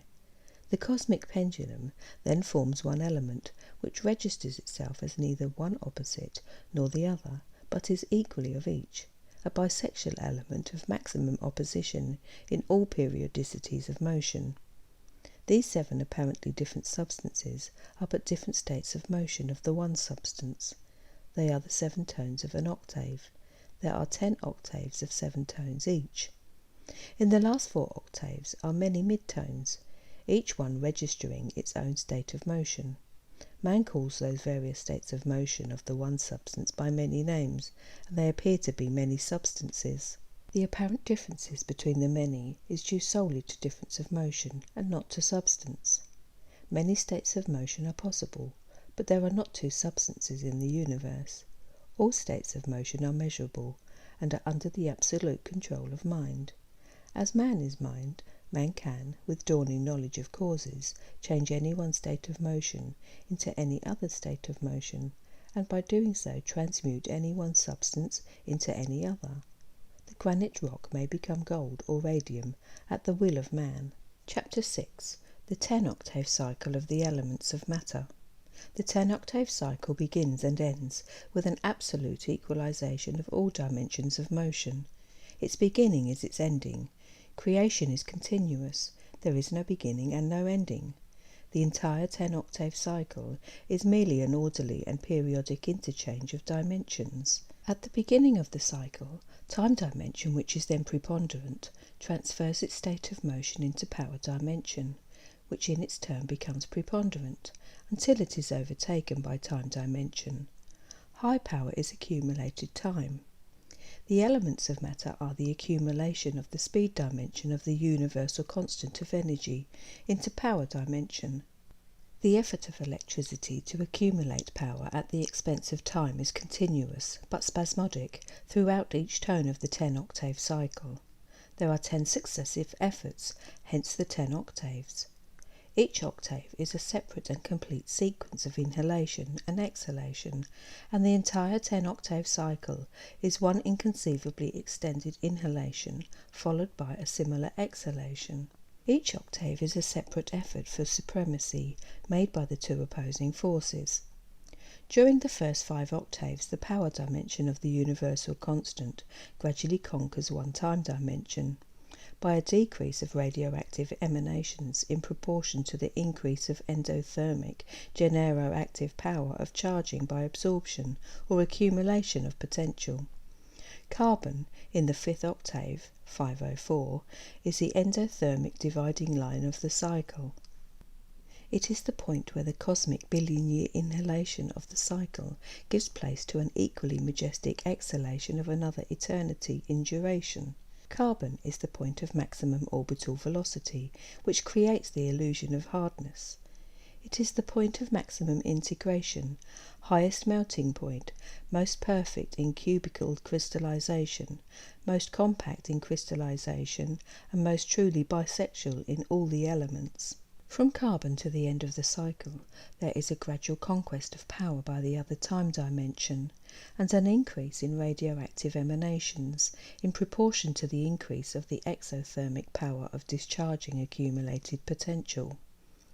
The law of the expression of energy in motion for the entire 10-octave cycle is the same as the law for 1 octave, or for 1 tone, or for even one inhalative-exhalative pulsation.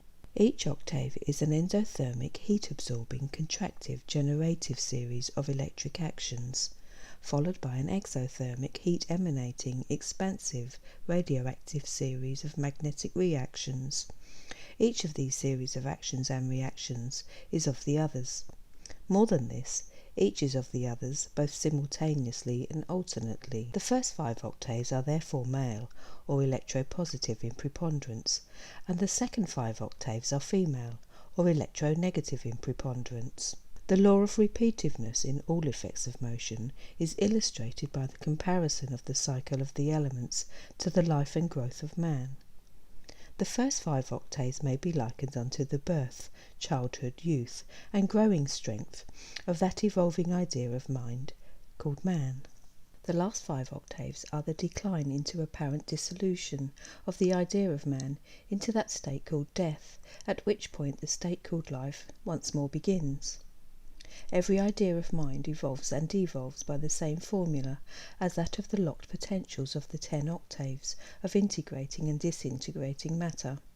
This is the law of growth. This is the orderly periodicity of those phenomena of nature which are called life and death, and are spoken of as though they were 2 separate things, instead of one unit composed of a plus action and a minus reaction of an orderly and inevitable periodicity. Life is merely an expression of the generative power of centripetal force, to which death is but the degenerative reaction. The beginning of the cycle of motion is maximum in one time dimension, which means speed, and minimum in its power dimension, which means potential of energy. Speed means the quickness with which a state of motion can reproduce itself, and by so doing communicate that state of motion to the entire universe. Potential of energy means that state of motion of the universal constant of energy, in which time dimension has been accumulated by deceleration of speed into power. Potential of energy might be likened unto a compressed spring, which when released, leaps to its inert state. All of the elements of matter are potentials of energy, held in their respective locked positions by the varying dimensions of their respective positions in their octaves. In order to picture the gradual and orderly transfer of time dimension to power and visibility, and its return to time dimension and invisibility, consider the simple analogy of the easily imagined constant of energy of the little mountain brook which flows steadily and swiftly down the mountainside. Imagine the little stream of low potential falling swiftly over the cliffside into a reservoir where it is accumulating high potential by storing time. The little stream is the only source of supply and is presumably constant. The variation of its ability to perform more or less work is in accord with the amount of time dimension which has been transformed into power by the storage of time. Forests may be laid low and towns wiped out by the collapse of a mighty reservoir, while far up on the mountainside children play without concern in the stream which filled that reservoir. And so it is with the universal constant of energy supplied by thinking mind. Thinking is the only source of energy, yet the mighty power which is accumulated by thinking the idea of this universe and registering that idea in repeative systems varying in size from those so small that a trillion could circulate in a needlepoint to those so large that man cannot conceive the expanse of one of them, comes from that one source and that only. Following is a list of the potential locking points of the entire 10-octave cycle, and the names of the apparently different elements or substances formed by the variation in the dimensions of those locking points. 101 minus, 102 minus, and 103 minus are tonal mates of 1001 plus, 1002 plus, and 1003 plus. Also they are tonal mates of 101 plus, 102 plus, and 103 plus. Of these elements, 2 in the 4th octave, when discovered, will be the great use to man. Each of them will mark an epoch in human progress. Hydrogen 400 equals, the master tone of its octave, is a non-inflammable inert gas, which is in every way superior for transportation to hydrogen because it is much lighter, absolutely non-injurious, and easier to produce. It has all of the safety qualities of helium, and its carrying capacity exceeds that of helium by 8 times, and is double that of hydrogen. Both hydrogen and helium can be produced by transmutation in unlimited quantities at an expense which is negligible, while helium, of a sufficient quantity to fill a dirigible, produced by the present methods, now costs $750,000. The control of the production of this gas by any nation would ensure the peace of the world. Luminon 403- is the basis of the cold light of the future. Luminosity of better colour can be produced by regenerative excitation of this radiative gas at about 1/40,000th of the expenditure of energy necessary to produce the same degree of luminosity by the use of a tungsten filament. Luminon can also be produced by transmutation at a negligible expenditure. Luminon is plentiful in many substances, but its separation would involve more labour and expense than would its production by transmutation, which means simply the changing of dimension of a basic supply, which is plentiful in those high octaves familiarly termed the air.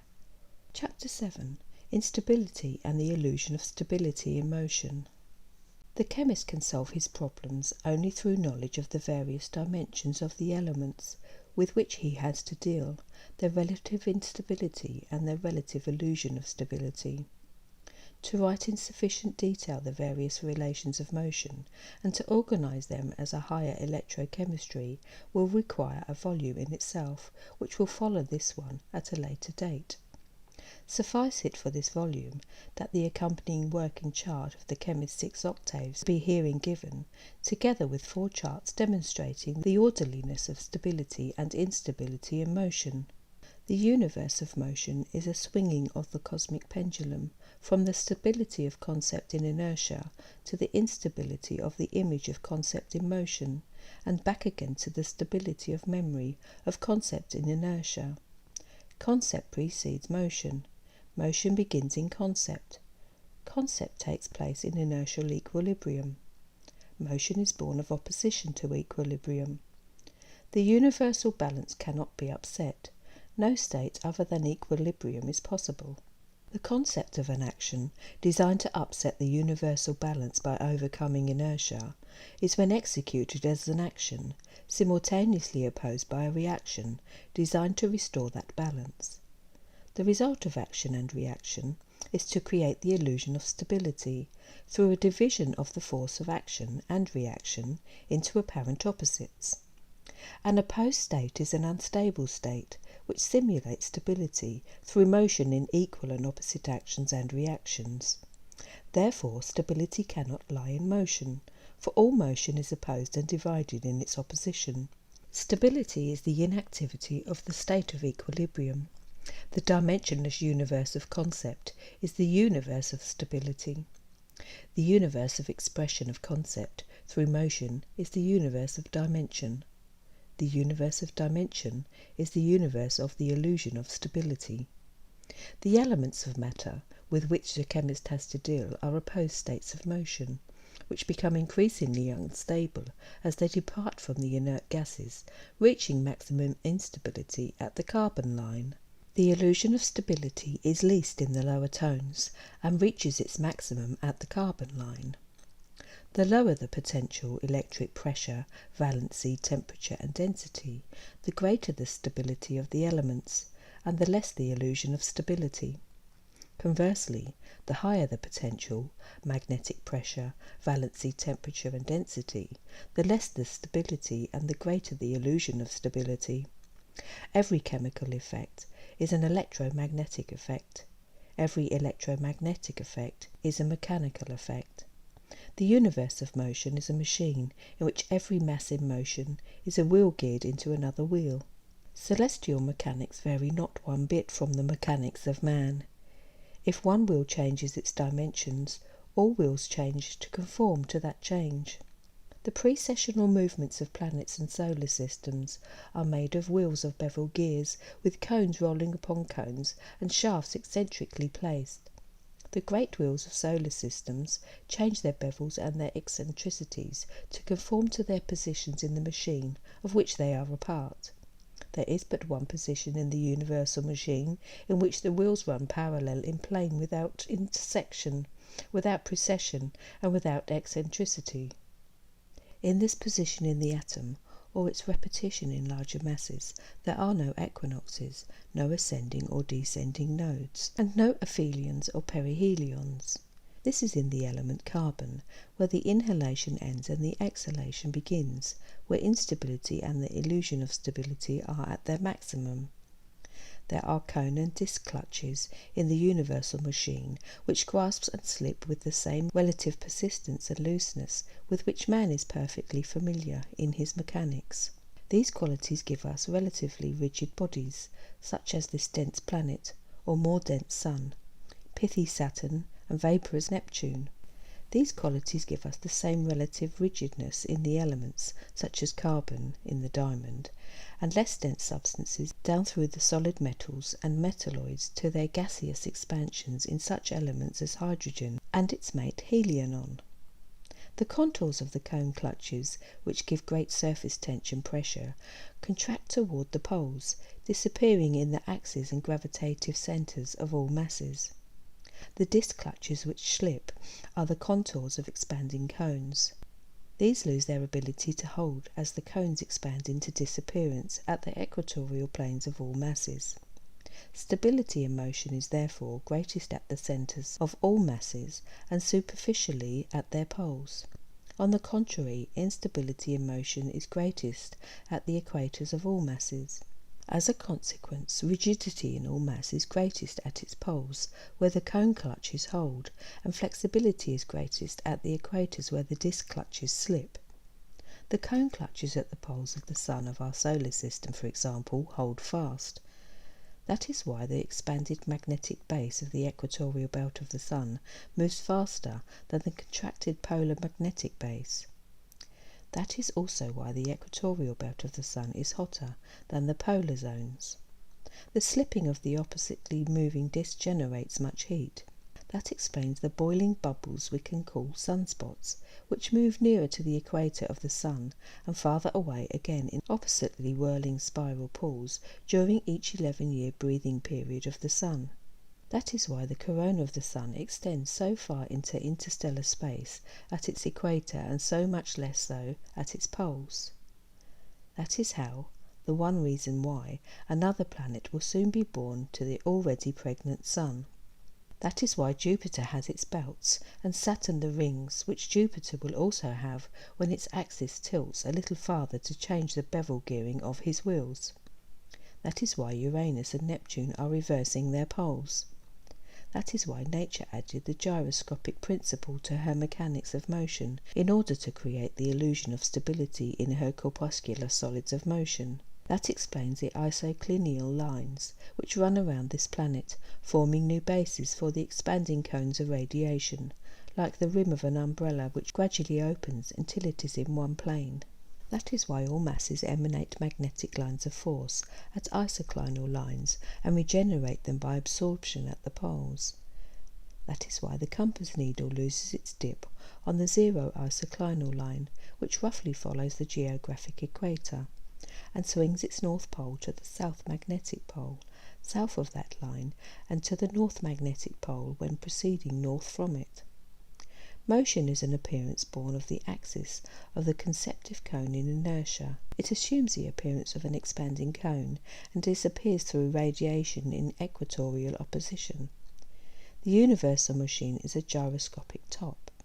When it is in little motion, its form is a cone, like the top gyrating unsteadily on an eccentric axis. When it is in great motion, it loses the altitude and eccentricity of its axis and becomes a gyroscope revolving steadily in one plane. The generative attractive principle is the principle of contracting cones. All mass is generated and regenerated by a contractive pressure exerted in the direction of its gravitative centre. Its minimum of generative pressure is exerted from its equatorial plane, and its maximum pressure from its pole. The radiative repellent principle is the principle of expanding cones. All mass is radiated and diffused by an expansive pressure exerted in the direction of its surface. Its minimum of radiative pressure is exerted from its pole and its maximum from its equatorial plane. By arranging the elements in the orderly positions of their relative stability and instability, as in the accompanying chart, the chemist can work out his problems much more simply upon paper than by experimenting in the laboratory without the knowledge of this orderliness. Chapter 8. The Universal Pulse. All motion is oscillatory. The one living being, of which all nature is a part, breathes the breath of life. Every form in nature is but a unit of the whole and sustains its appearance of existence through the life-sustaining breathing of the whole. All mass is life. All mass breathes, assimilates and eliminates the life-giving property of that breathing. The breathing of the Universal One is electromagnetic. All life varies in potential, and therefore all life varies relatively in the electromagnetic voltage amperage of its inhalation-exhalation pressures. The breathings of the ant are not of the same dimensions as the breathings of the elephant. They vary vastly, one from the other, in time, in pressure, in potential, in temperature, and all other dimensions. The breathing of the sodium atoms varies vastly from that of the carbon atom. They differ from each other in their accumulation of potential, as do the ant and the elephant. So also does the breathing of Neptune vary from that of Jupiter or Venus or the Sun in all of its periodicities. The universal phenomena of inhalation-exhalation is a fundamental life principle. The inhalative action is the cause of electricity. It is the generative principle of life, the accumulative principle, the principle of growth, the endothermic principle. It is the gravitative principle of attraction. It is the principle of evolution. It is the male principle, the positive principle, the creative principle, the assembling principle of the appearance of form.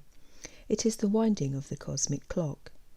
It is that which is known as positive electricity, which means that it is preponderantly and dominantly electric. The exhalative reaction is the cause of magnetism. It is the radiative principle of life, which man erringly names death. It is the dissipative, dissolutive, repellative principle, the decreative, the disassembling principle of disappearance of form. It is the principle of devolution. It is the female principle, the negative principle. It is the running down of the cosmic clock. It is that which is known as negative electricity, which means that electricity is magnetically dominated. It means less electricity and more magnetism, as positive electricity means more electricity and less magnetism. This is a universe of more and less in all of its phenomena of motion.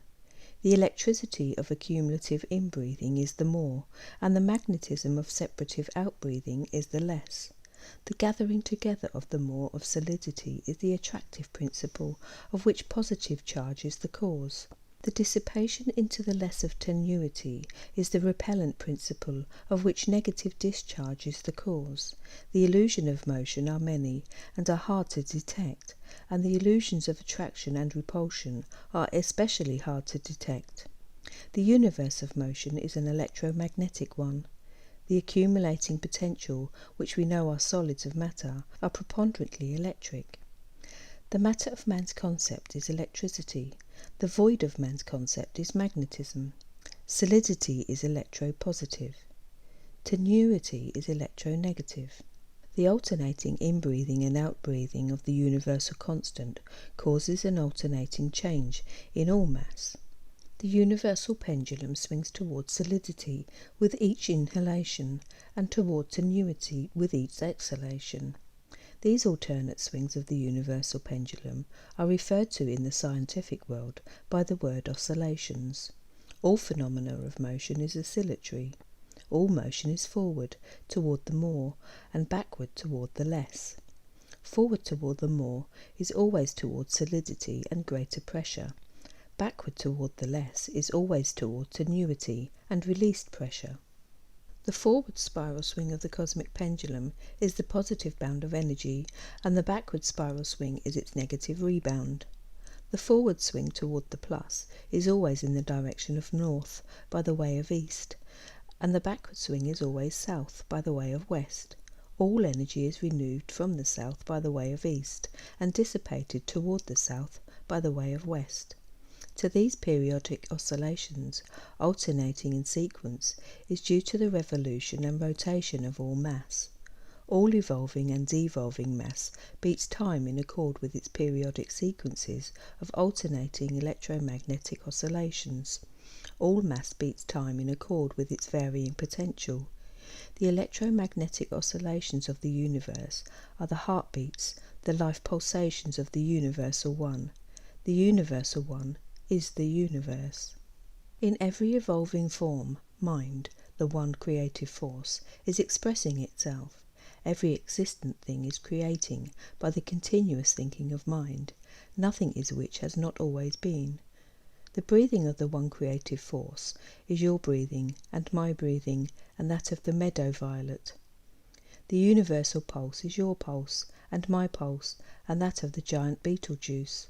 The electromagnetic pulse beats of a light unit may be 30 trillion to a second, and those of an accumulation of light units in the mass of our Sun may be months apart, just as the inhalation-exhalation period is approximately 11 years. Betelgeuse may have a breathing period of 1,000 years, but time is a purely relative dimension, and all periods vary only in dimension. The pulsations of the Universal One are constant in every dimension in all mass. The 30 trillion per second of a light unit would exactly equal the energy of one superpulsation of the Sun of our solar system. If the energy developed by the ant's inbreathings were stored as potential until its time and mass dimensions were equal to that of the elephant, the pressure thus accumulated would exactly equal the power of one inbreathing of the elephant. Electromagnetic oscillations are always in alternating series of pressure increase and pressure release. They always alternate between heat absorbing and heat releasing, between melting and freezing, between contraction and expansion, and between generation and radiation. The oscillating pulsations of the universal force is the basis of the universal power plant. The oscillating swinging of the pendulum between the power of inertia and the equal power of motion is the fundamental principle of universal mechanics. Man cannot conceive any possible mechanical device or principle which will perform work, store energy, or transmit power, which is not founded upon the alternating compression-expansion sequences of universal inbreathings and outbreathings. Man cannot use any power other than that given to him to use from the universal powerhouse. man cannot achieve any success, evolve any idea, or create any principle other than that of inducing power from inertia by overcoming it and transforming it into motion against resistance, then carrying it by the effort of mind and body beyond the dead centre of opposition. Once carried to this point, its motion will reproduce itself and assist his efforts by the accumulated impetus. Chapter 9. Concerning energy. The universe is simple. Truth is simple.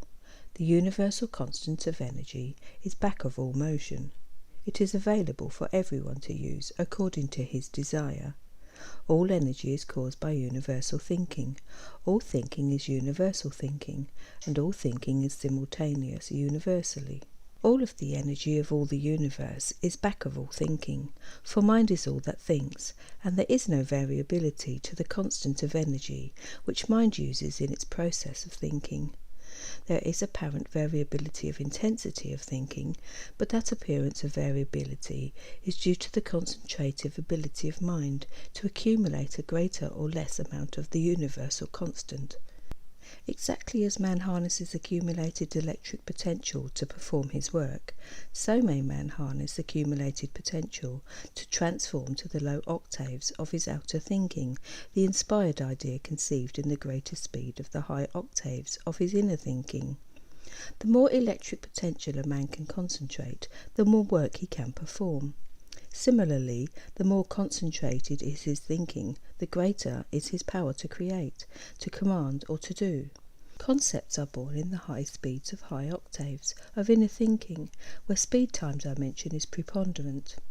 They are then transformed into power-time dimension by resisting the motion established in the concept by the generative action of concentrative thinking. The speed-time concept is thus converted into the illusion of form in accordance with the individual ability of man to apply the resistance brakes which will transform the invisible reality of concept into the visible illusion of form. The varying power of men to achieve because of their varying desire to generate the impetus of a concept into power is also to be found in every particle of matter in the universe. Just as various energies are appropriated by man in accordance with his desire, so are varying energies absorbed by varying particles of matter. Just as a dynamo generates power to perform work, so does every mass generate it. Just as the work accomplished by man or by a dynamo is proportionate to his or its ability to generate a dimension of energy sufficient for the work desired, so is the work produced by a mass proportionate to its desire. Every light unit, atomic system, planet or sun either performs its work by the energy which it generates, and by doing so makes its progress through the system in the orderly manner, keeping ever in the progressive current, or it degenerates and gets into the opposite flowing stream and retrogresses. It is as characteristic for mass to resist its evolution as it is for man to do so. The desire for the easier way is as strong in one as it is in the other. The lines of least resistance are those which lead back in the magnetic stream to inertia. The pace in electric stream is swift and hard. Every inch of progress must be earned by the hard work necessary to overcome the inertia of the previous inch.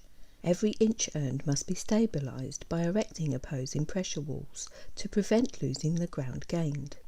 The law of the universe of motion is generate or degenerate, and this applies to every particle in the universe as pitilessly as it does to man. The variable power within matter to perform work or to attract other matter should be taken into consideration in the concepts of laws of gravitation. Gravitation is an expression of energy, and its power is variable.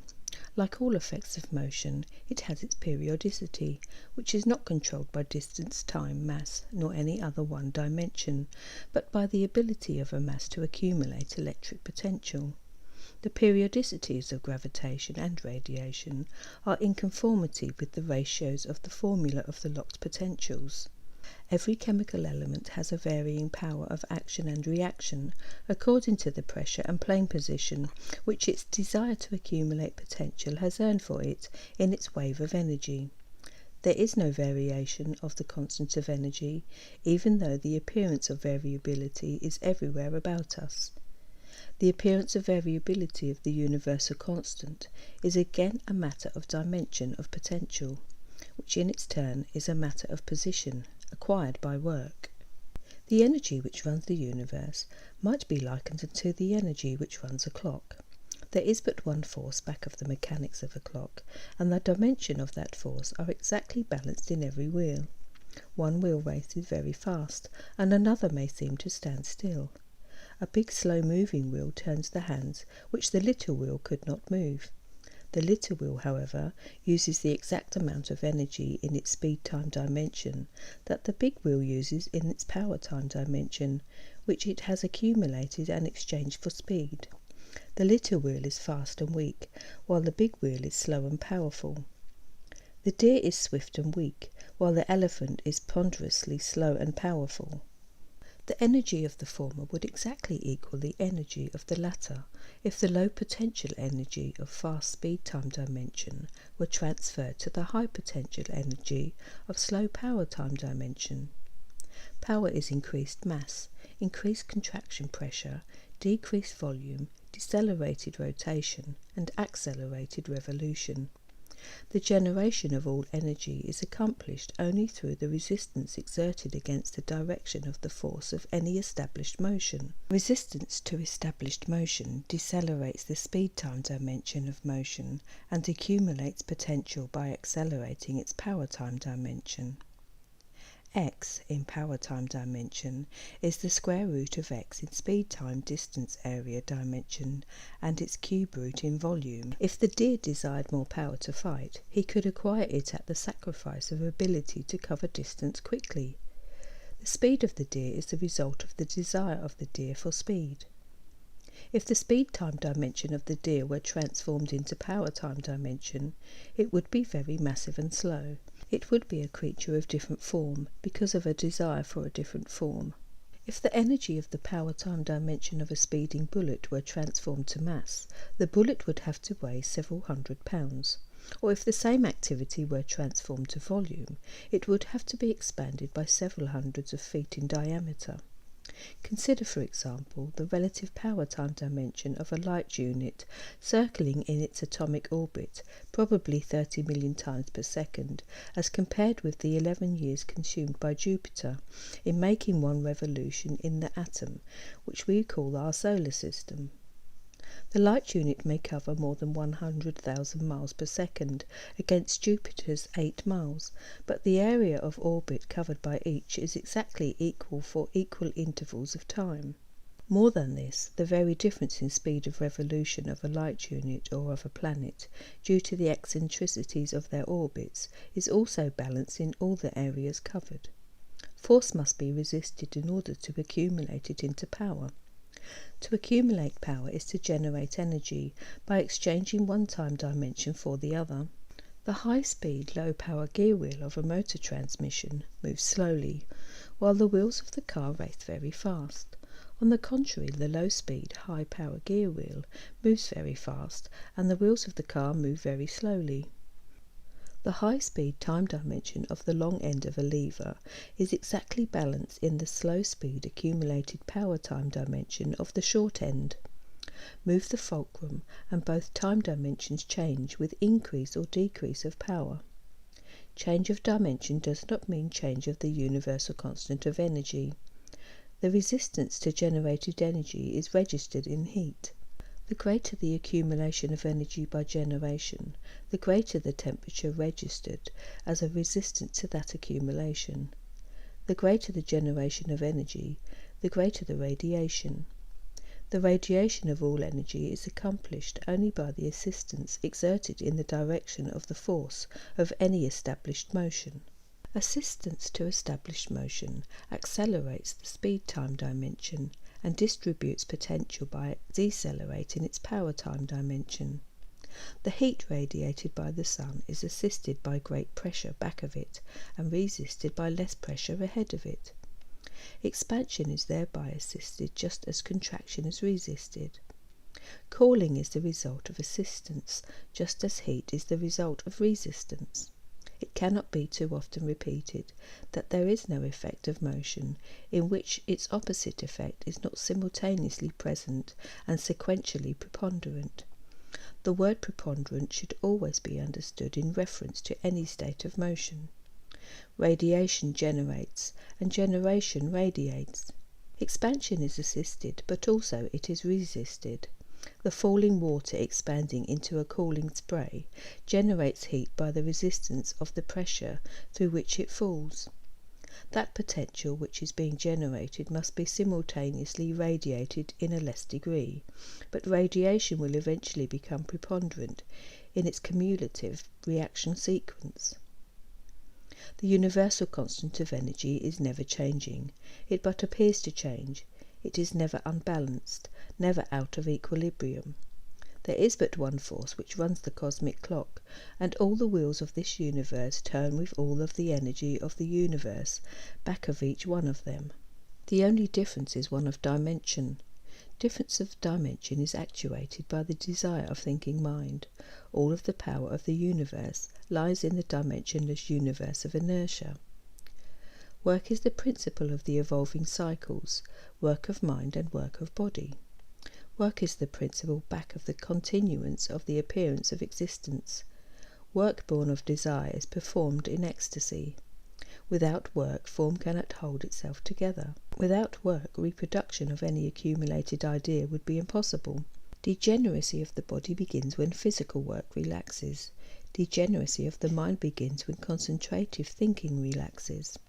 Form can only be continued through the effort of sustaining an appearance of stability by creating a progressive series of opposing planes of instability. The effort required of man, or of nature, to do this requires increasing expenditure of energy. Each effort contributes to the next effort. The progress marked by each effort is conditioned by the force of the desire back of that effort. Desire chooses its own dimensions and runs the gate of that desire. All things can be what they desire to be. Desire and effort to be evolves into the reality of that desire. The dimensions of any wave of energy are the dimensions of desire. The accumulation of all potential is the result of a series of explosive actions actuated by the force of desire and stabilized by their reactions. Inertia cannot be overcome, nor motion take place, without the concentrative desire force of the creative image-making faculty of mind. The universe is apparently divided into a kaleidoscope complexity of varying energies, all of which are exact multiples of the universal constant, as far as first cause is concerned. The variability of these energies depends solely upon desire, which alone controls the dimensions of that multiplicity. Power-time dimension is conditioned by restricted area of orbit, decelerated rotation, and accelerated revolution, which is nature's method of accumulating high potential. Speed-time dimension is conditioned by expanded area of orbit, decelerated revolution, and accelerated rotation, which is nature's method of distributing the accumulation into low potential. Potential energy is an accumulation of the energy constant, locked into a position of equilibrium by an equal and opposite pressure wall of resistance. It is the breathing spell between effort and effort, where the accumulated energy is apparently arrested.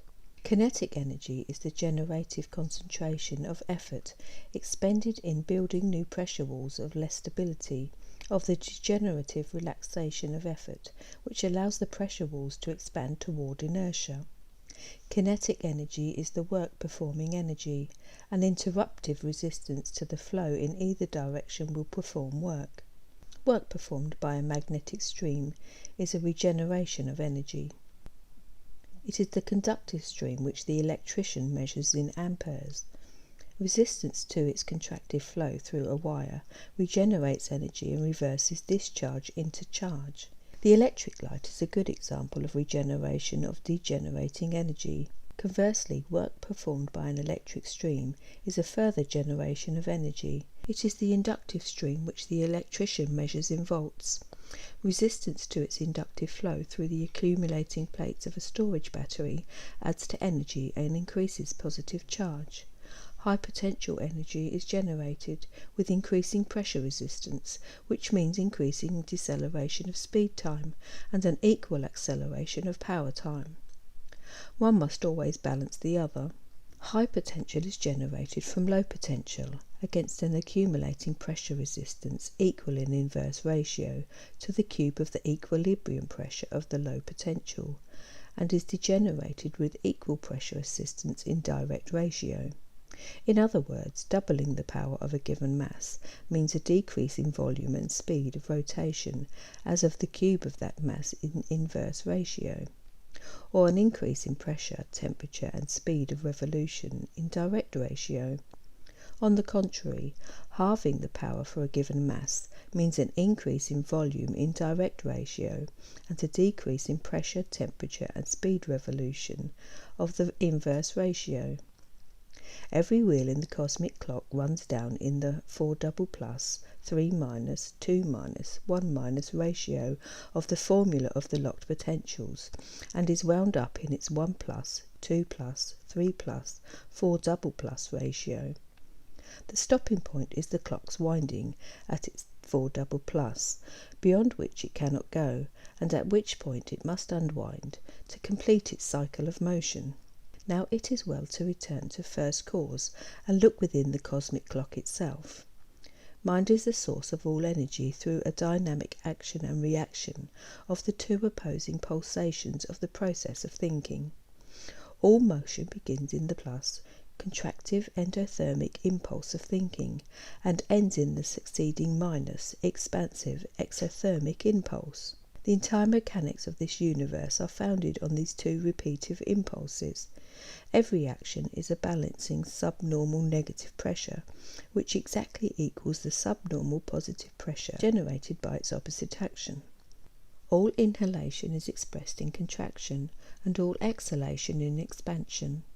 The entire energy of the universe is expressed through contraction or expansion into supernormal electropositive or subnormal electronegative pressures, each of which unequalized pressures exerts its utmost efforts to get back into equalized pressures, and by doing so performs the work of the universe.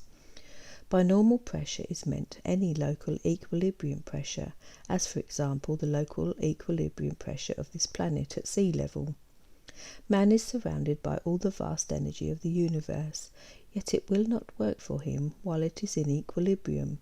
He must lift its pressure to a higher potential than the horsepower represented by this planet's normal 15 pounds per square inch sea level pressure, and let it fall into place, or he must lower it below that pressure and allow it to rise into place. Until this is done, the vast potential of the planet's local equilibrium pressure is inert and will not perform work.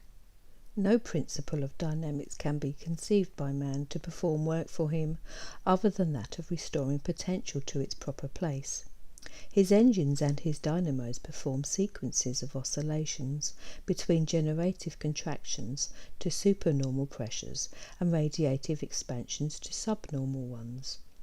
If the normal pressures of the surface of this planet could be piped to the surface of Mars, the inhabitants of that planet could have an inexhaustible supply of high potential energy performing work for them, though the same energy will not turn a wheel for us.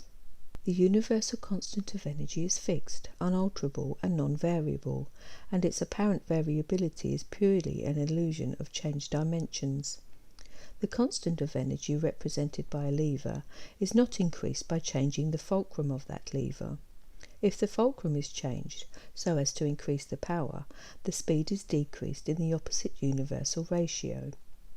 High power, or high potential, is merely cumulative power-time dimension saved up, stored up, compressed into mass of less relative volume.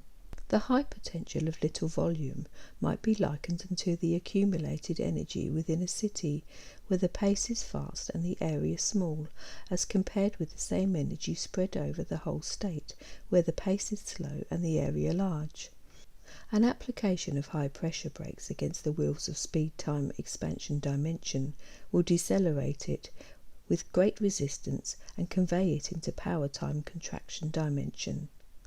The cold of expanded speed-time dimension will also reverse itself when so resisted into the generation of much heat. In any mass, a change in temperature is in inverse ratio to the change in volume. Generated heat energy will lift a lower potential to a higher one. The higher potential will then have a greater positive charge, and the greater positive charge will increase the concentration of gravitative centres of all mass thus generated, and of all systems affected by the raised potential. All dimensions will change, and all pressure walls will shift to accord with the new conditions of new pressures, and then this new potential, born of changed conditions, will have a different appearance and give different reactions. For this reason, it will be called another substance. And so, throughout this universe of the one force, the one substance of mind, man finds many states of motion of varying pressures and varying potentials, and he counts them all up and names them all as separate substances and various energies. Chapter 10. Electromagnetic Pressures. The construction of the universe in accordance with Euclid's axioms, theorems and postulates is not in accordance with the laws of motion. One of the axioms used by Euclid in proof of other axioms and postulates reads, "Figures may be freely moved in space without change in size or shape." If this is true, the space between the heavenly bodies is a void, a vacuum. If this is true, the theory of a non-resistant, pressureless, uniform ether of space is tenable. If this is true, the heavenly bodies must hold themselves in their relative orbits by their mutual attraction and the impetus of their motion. If, on the contrary, it can be clearly shown that figures cannot be freely moved in space without change of size or shape, then a fundamental axiomatic Euclidean principle is not true. It is herein contended that figures cannot move 1 inch in space without change in size or shape, for this entire universe of motion is one of varying but repeative pressures. An Euclidean indefinite straight line reaching out to infinity is not possible in this universe of varying pressures. The varying pressures of space are curved. They represent expressions of the energy of motion. All energy of motion expresses itself in waves. All waves are opposed spirals and limited in dimensions. All opposed spiral waves accumulate mass and simultaneously redistribute that accumulation. All accumulating mass is aiming toward gyroscopic perfection of motion and toward perfection of cubic crystallization. All diffusing mass is aiming away from gyroscopic stability and away from the simple cubic crystallization toward amorphous complexity of crystallization. All direction is the direction of opposing pressures. The direction of all pressures is spiral. All direction is therefore curved. All curves are spiral. All orbits are spiral. They are all conic sections. A parabolic or hyperbolic orbit is impossible in this universe of pressures. Any anti-clockwise orbit which cuts the base of its cone of measured energy is regenerated in the opposed cone of the wave, and its orbit becomes the clockwise orbit of another system. An object freely moving in space must move in a curved spiral line, whether that object be a planet, a corpuscle, a ray of light, or any other expression of energy. Further still, any expression of energy in this universe must end where it began. It must be curved. Furthermore, the curve is never a circle. It is a spiral, and its convolutions from its beginning to its ending run the whole gamut of the effects of motion in speeds, temperature, planes, and pressures. Furthermore, no curved spiral of motion, ending where it began, traverses the universe in its journey. The conclusion of Einstein, that the universe must be spherical because all direction is curved, is based on the assumption that the direction of motion is curved, circular or elliptical, and traverses the whole universe in its passage. No mass or body or other expression of motion in any state can pass the boundary plane of its own wave of energy.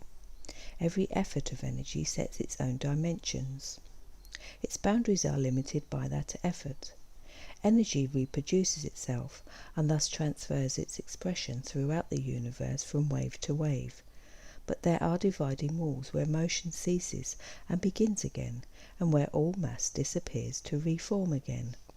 Mass is energy. Energy accumulates as mass and is redistributed in accordance with the increasing and decreasing pressures which it is able to generate. A corpuscle is a mass, just as a planet is a mass. An atom is a mass, just as a solar system is a mass. The pressure which an atom of hydrogen can develop varies vastly from that which an atom of radium can develop. They compare with one another as a sewing machine motor compares with a high voltage power plant. All masses, whether they are light units, planets or suns, are compression and expansion pumps which hold themselves together for a time in greater or less proximity according to the various ratios of their respective compression and expansion powers, in order to simulate the forms being thought out as idea by the image-making faculty of the one universal mind. It is a fundamental principle of physics that the slightest change in pressure of any substance changes its volume. A change of temperature is one indicator of a change of pressure. Every inch of the universe varies in temperature. Every inch, therefore, must vary in pressure. Every atom varies in pressure from its exterior to its nucleus. If its temperature is changed, its volume also changes. Also, every kind of atom varies from every other kind in volume, temperature, and all other dimensions. Every kind of atom is in a different plane, and each plane is the pressure wall of one of the varying pressure compartments which divides this universe of motion into pressure zones. Space is made up of atoms of these varying pressures. If an object cannot freely move at the Earth's surface without expanding or contracting to adjust itself to the varying pressures, how can it do so in space? The answer comes back from tradition, but space is a void. Is it? It is densely packed with atoms of the high octaves, which we cannot see, but which are not beyond the power of our instruments to detect, even if our thinking cannot reveal them to us. In later volumes, the spectroscope proof of a space of motion will be given. For the purpose of this volume, let us consider this subject in reference to masses which we can see. We simple dwellers on this planet are prone to err in our conclusions, because of the relative importance of our planetary positions to our point of view. A hummingbird flying across our sky is vastly larger than the largest star, and one's hat is apparently bigger than the sun or moon. No wonder that Copernicus made the earth the centre of the system upon which all else turned. Surely the little village of Kipling's story could be forgiven for voting the world flat, as all men once believed. Quite a reasonable human error it was, for one could see it with one's own eyes. There was no illusion about it.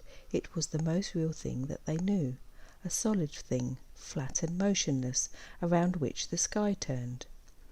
For attempting to correct this error, Galileo narrowly escaped with his life, and his statements were almost universally denied. We still measure the orbits of all the planets of this system by our own little Earth's ecliptic, instead of by the solar equatorial plane. This may be necessary for local convenience, just as it is convenient for the village to measure distances to nearby villages and towns from itself. If, however, the geographer or historian mapped the planet or wrote its history around the little village of his residence as a radial centre of comparison, he would, to say the least, be colossally egotistic. The effects of motion of this solar system described herein are based upon the Sun as its centre and not upon the Earth. The planet's orbits and all precessional motions will also be charted in relation to the solar equatorial plane. All assumed facts of pressure, density, temperature, and the relative power of the attraction of gravitation of this entire solar system are now measured from conditions obtained in this little pea-like village of our solar system, without any attempt to translate them into relative ratios due to relative conditions. If a premise is wrong, a conclusion must be wrong. Half conclusions regarding temperature, densities and pressures throughout this solar system are herein shown to be founded on wrong premises. They must therefore be wrong. All dimensions are relatively right, but are wrong when measured by units of this planet's standard. Our record of dimensions is in relative ratios.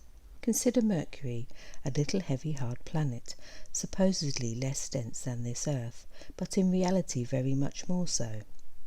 Crushed in the tremendous pressure of close proximity to the great pressure centre of this system, and just recently taken from the furnace to cool.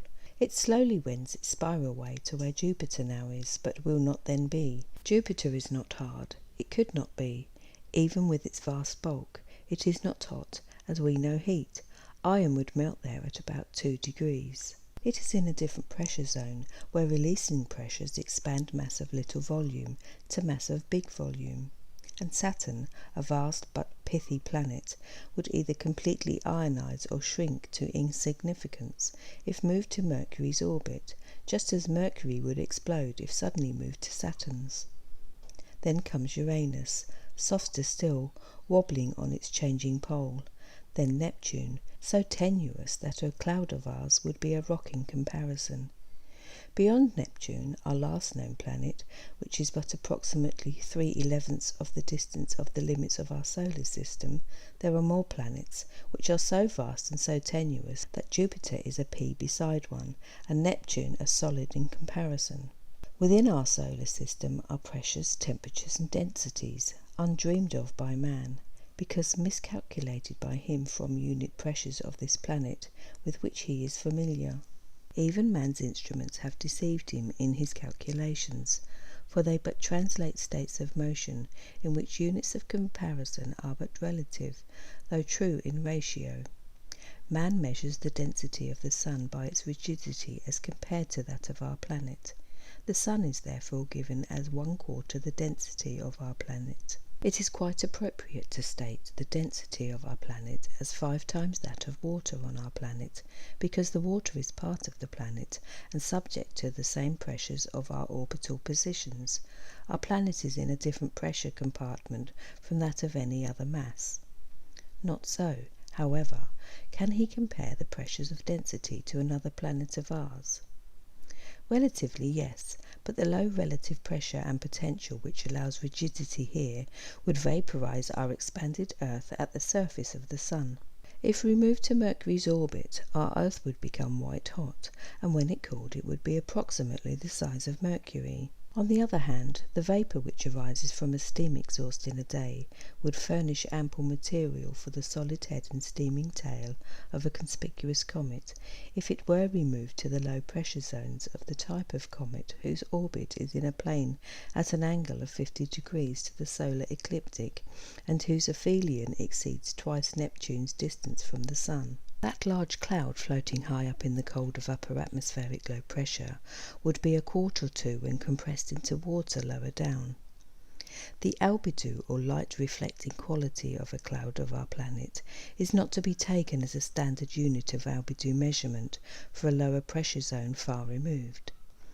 Laws governing the measurements in ratios of standard units of distant pressures, temperatures and densities, and their translation into standard units familiar to us, will be written down when further consideration of this universe of purely mechanical motion makes it logical to consider its mathematics. It is necessary at this point to describe briefly the basic principles governing pressures. Pressure is that relative state of opposed force necessary to sustain the illusion of relative density of substance in motion. The dimensionless universe of inertia is absolutely stable.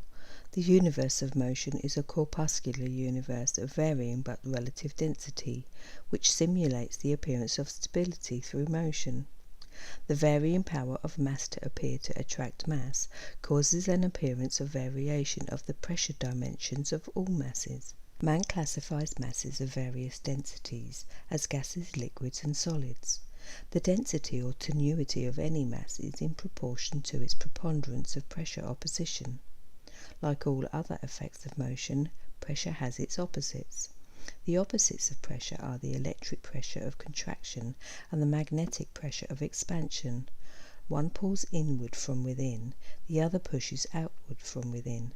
One attracts mass by drawing it closer together, the other repels mass by separating it. The greater the positive charge, the greater the pressure of contraction. The greater the pressure of contraction, the less the volume. The greater the negative discharge, the greater the pressure of expansion. The greater the pressure of expansion, the less the volume. All mass is corpuscular, and all mass is relatively solid. All solid mass has first been melted by the friction of the active opposition of the two pressures, and has been frozen into the state of relative rigidity by the locking of the opposing pressures into inactive potential positions. Great solidity means less axial activity. Great solidity also means preponderance of contraction pressure toward high potential. Great axial activity means less solidity.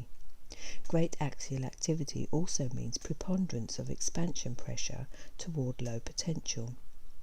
Melt a bar of iron and it becomes axially active. It also becomes less solid. Vaporize it by expansion pressure and its axial activity multiplies. Also, its volume has increased enormously, for centrifugal activity demands space in which to display its activity. The heavy solid bar of iron will now no longer drop to the ground, but on the contrary will rise into the air. What has happened to cause so great a change? Let us first repeat the definition.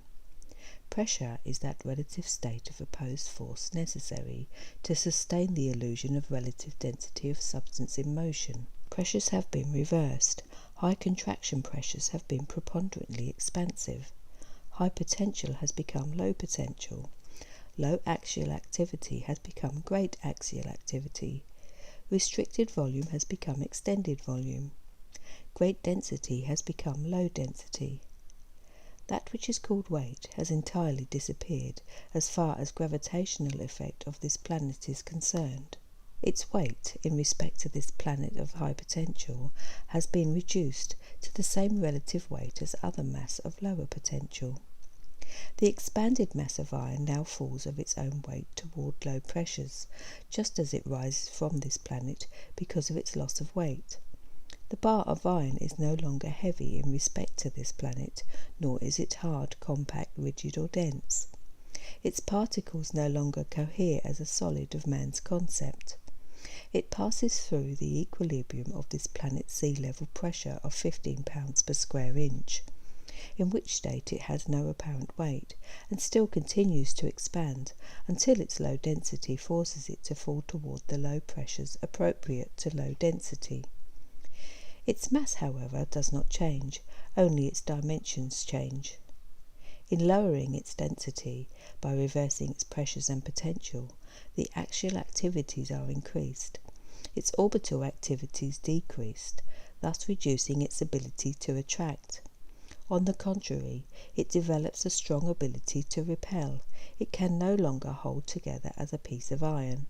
The voltage and amperage of the little oscillating electromagnetic opposing pressure pumps of which it is constituted are lowered. By increasing its volume, the distance between each corpuscle is increased, so that their apparent ability to attract each other decreases. Increased volume also decreases surface tension pressure, a quality which belongs in relative degree to all mass. Increased volume and decreased surface tension pressure means increased vapor pressure. Decreased surface tension pressure lessens the ability of mass to attract and to cohere. Increased surface tension pressure means greater density or solidity. Also it means greater ability to attract. Solidity is an increasingly unstable condition of matter due to increasing electric pressures developed by repeated series of explosive disturbances in inertia. The greater the disturbance, the greater the effort necessary to produce it. The greater the effort, the greater the opposition to the effort by an equal and opposite resisting pressure. The greater the resistance, the greater the heat generated by the contact of the two oppositely flowing streams. The greater the heat, the less the relative solidity for that respective pressure. The greater the incandescence, the greater the radiation of heat by expulsion. The greater the expulsion by radiation, the more solid, dense, and rigid the radiating substance. The more rigid a substance is, the more true it is to its own plane of pressure. the more true to plane, the more gyroscopic the motion of its particles. The more gyroscopic the motion of its particles, the more apparently stable the mass. The greater the solidity, the greater the instability, but the greater is the illusion of stability. The outgoing, ever-contracting force of the explosive actions meets each other at the north planes of opposition, and rebound toward the south planes of inertia, ever expanding as they rebound. Man lives and thinks in terms of solidity because he is accustomed to the environment of his own present potential. Solidity is something which he can see, feel, weigh and command. It is difficult for man to comprehend that his dependable solids are but contracting and expanded states of motion, gyroscopically held in apparent suspense for a sufficient length of time to create the deceptive illusion of permanence. If man would picture the evolution and devolution of entire solar systems as mere flashings of fireflies in the meadow, he would form a better concept of the instability of solidity. The process of one is exactly the same as the other. Every effect produced during the 10 billion trillion years of the one is exactly repeated in the 1 second of the other. Solidity is therefore an effect of genero-active contractive pressure. Like all effects of motion, it is periodic, and its tones are in conformity with the formula of the lock potentials. Like all effects of motion, its opposite and equal balancing effect increases its resistance to accumulation as accumulation increases. Greater positive charge opposed to greater negative discharge means greater potential. Greater potential means greater pressure opposition. Greater pressure opposition means higher melting point, less volume and greater density. A metal which will melt at 2000 degrees at sea level pressure of this planet will still remain a frozen solid at 200 trillion degrees in the opposing high pressures of the sun's dense crust. A radioactive emanation expelled from a low pressure atom may not exceed 10 miles per second, while that of a high-pressure atom of the 10th octave, such as radium, will approach 186,000 miles per second. The increasing contractive electric pressures of the octaves of the elements, from 0 equals through 1 plus, 2 plus, 3 plus to 4 double plus, are accompanied by rising melting points and lowering volumes. The decreasing expansive magnetic pressures from 4 double plus back through 3 minus, 2 minus, 1 minus to 0 equals are accompanied by lowering melting points and greater volumes. Axial activity increases as radioactive pressure decreases. Orbital activity increases as genero-active pressures increase. The entire universe is one of varying potential. Therefore, it is one of varying opposing pressures. If the entire universe of dimension is one of varying density, which means that it is more or less apparently solid everywhere, then it necessarily follows that the entire universe must be one of varying pressures. If this universe is one of varying pressures, the axiom of Euclid heretofore quoted cannot be true. If that state of motion which is called solid is a state in which the tremendous contractive pressure of great accumulation of the energy constant has been moulded into compact electric mass of high potential, then those states of motion which are called liquid and gaseous are merely the lower pressures appropriate to the slight accumulation of the energy constant into more tenuous masses. More tenuous masses freeze or melt at lower temperatures, where the resistance to integration is not so intense. An active gas like hydrogen, which leaps explosively into flame from the high opposing pressures of the sun's surface at the speed of thousands of miles per minute, ascends quite leisurely in comparison, and without combustion from this planet's lower pressure. Upon Uranus or Neptune, hydrogen undoubtedly exists in a free state, frozen, as its prototype cesium is frozen upon this earth. Upon Neptune, hydrogen undoubtedly falls of its own weight as aluminium would fall on this planet. Nature builds tonal walls with which she divides her effects of motion. If a pressure wall is developed, it must necessarily follow that somewhere an opposite wall of resistance is set up against which that pressure can develop. This principle holds true in the apparent voids of space, just as it does on this planet, in a compression tank, an automobile tyre, the depths of the ocean, or thousands of miles within its crust. Every pressure develops an exactly equal and opposite resisting pressure. Pressures resulting from the accumulation of mass of sufficient density to be perceptible to man would be relatively present in mass, which is beyond man's perception. Man's ether of space is substance in motion, just as molten metal is matter in motion. It is in fact infinitely more active, even though that activity cannot be perceived by the senses of man. The evidence of it, however, can be plainly seen and accurately measured.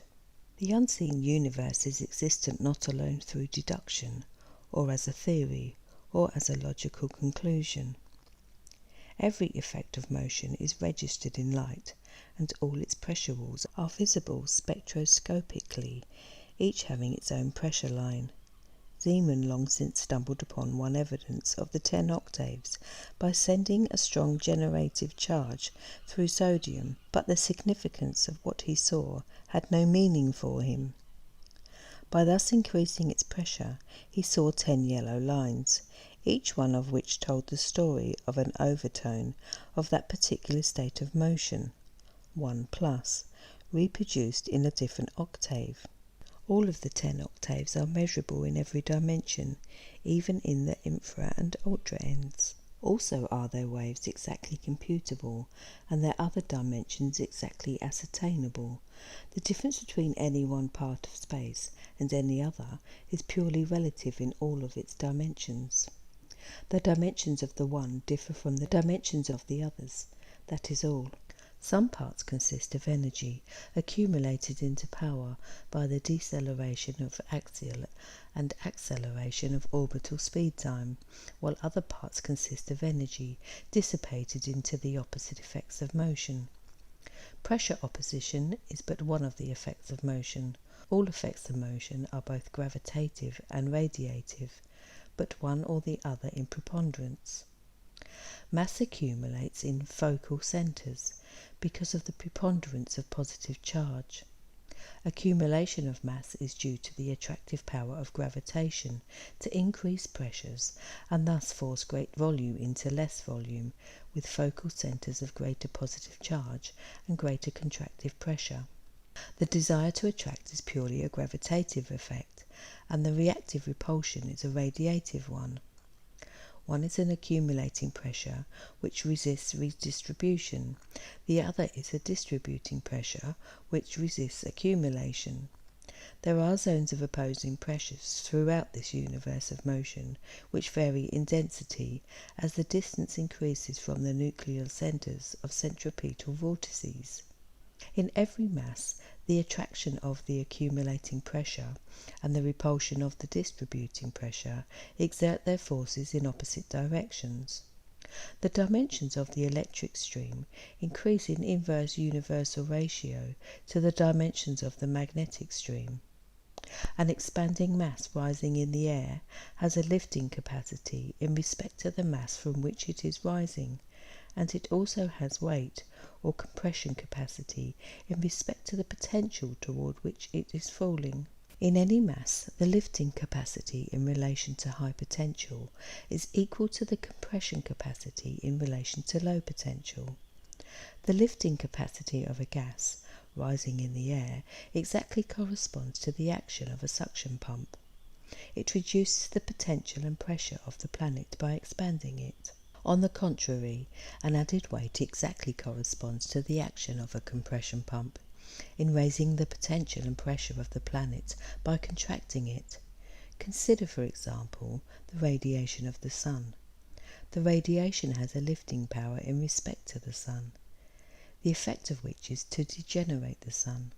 On the other hand, it has weight in respect to the planets against which it impacts, the effect of which is to regenerate them. The degeneration of any mass is exactly balanced by the regeneration of another mass. All effects of motion are always in equilibrium, and all are tonal periodic. All periodicities are orderly, and their orderliness of increase and decrease of intensity in their expression always conforms with the octave formula of the lock potentials, and also with the cyclic order of 5 in-breathings and 5 out-breathings, which constitute one super-inhalation-exhalation period. Chapter 11. Attraction and Repulsion. Every particle of matter in the universe is attracted to every other particle of matter in the universe. Every body attracts every other body with a force that varies directly as the product of their masses and inversely as the square of the distance between them. No more fundamental principles have been written than these 2 Newtonian laws, and no laws have been more universally accepted. Concerning Newton's laws of gravitation, it is stated that they are the broadest and most fundamental which nature makes known to us. If it can be shown that the substance which we call matter has no power to attract, but that it is motion only which attracts, and if it can also be shown that the apparent ability of substance to attract through motion is equally true of its apparent ability to repel through motion, then the first of these laws is inaccurate and should be rewritten.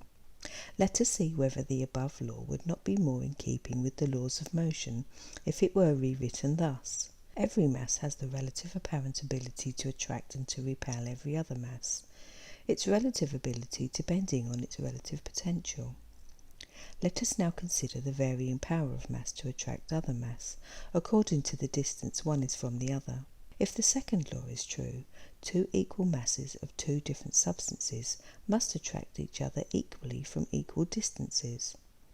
If it can be shown that different masses do not attract each other equally, but on the contrary, that there is a great range in the variability of the power of different masses to attract each other, then the law cannot be true.